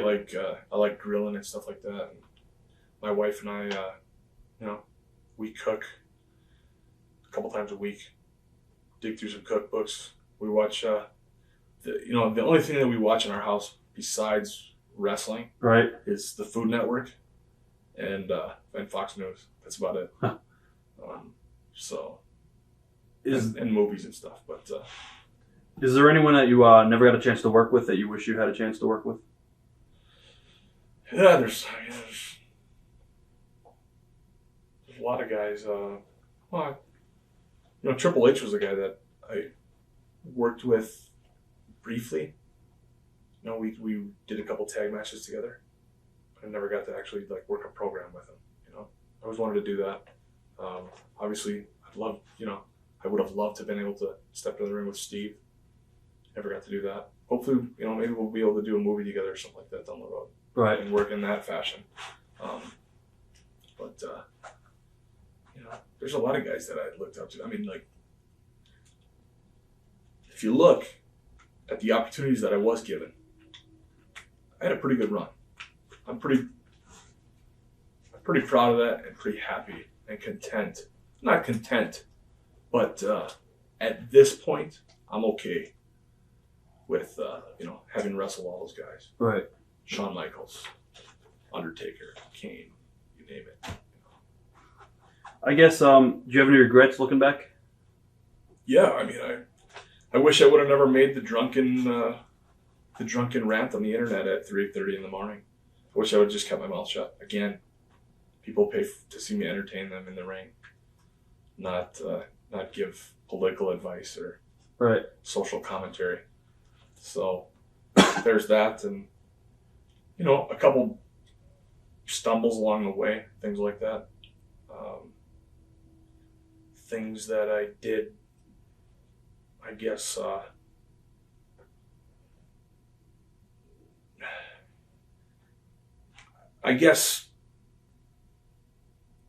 one hand, I second guessed myself for, when they came to me and said, "You're going to drop that briefcase to Edge tonight," I wish I would have. Some part of me says, I wish you would have said, "But what if we did this?" And come up with an alternative. Because I really think that after that, it was well, it didn't really mean that much to him. So, he just gave it up so easily. He didn't even put up a fight. He doesn't want it. That's not the case at all. It was just, I was just doing business. Trying to do business. So. Is there anything you want to say to your fans out there that you never had a chance to say to? I pretty much say it to them every day when I've been keeping up with my Facebook. I was always anti social networking. Right. And the reason being was because I always felt that, when somebody breaks up, it's usually a guy breaks up with a girl, then the girl gets on there and says, posts pictures of her and her friends all hanging out and having a great time, and look how much fun I'm having without you, kind of thing. Right. I always, kind of looked at it as that, and I never realized that the potential for marketing, for building your own brand, and that's what I'm doing right now. Is just trying to keep that brand alive, and building the Anderson name now instead of the Kennedy name, and I've just been fortunate to have so many loyal fans that follow me on Twitter, that follow me on Facebook, that come to autograph signings and things like that. And, say good things. Before we wrap this up, any good road stories? I forgot to ask you that question. Or famous ribs that you've seen? I personally don't like to get ribbed, so I don't rib people. That was Dr. Tom told me that a long time ago. I don't rib, so right. Nothing I can think of off the top of my head.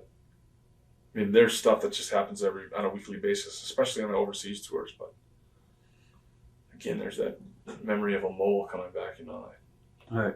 I don't know. I'll probably turn the camera off, and I'll have to tell you to turn it back on again because I think of a million things. Well, I want to thank you for being here today with us. It was a great interview. TitleMatchNetwork.com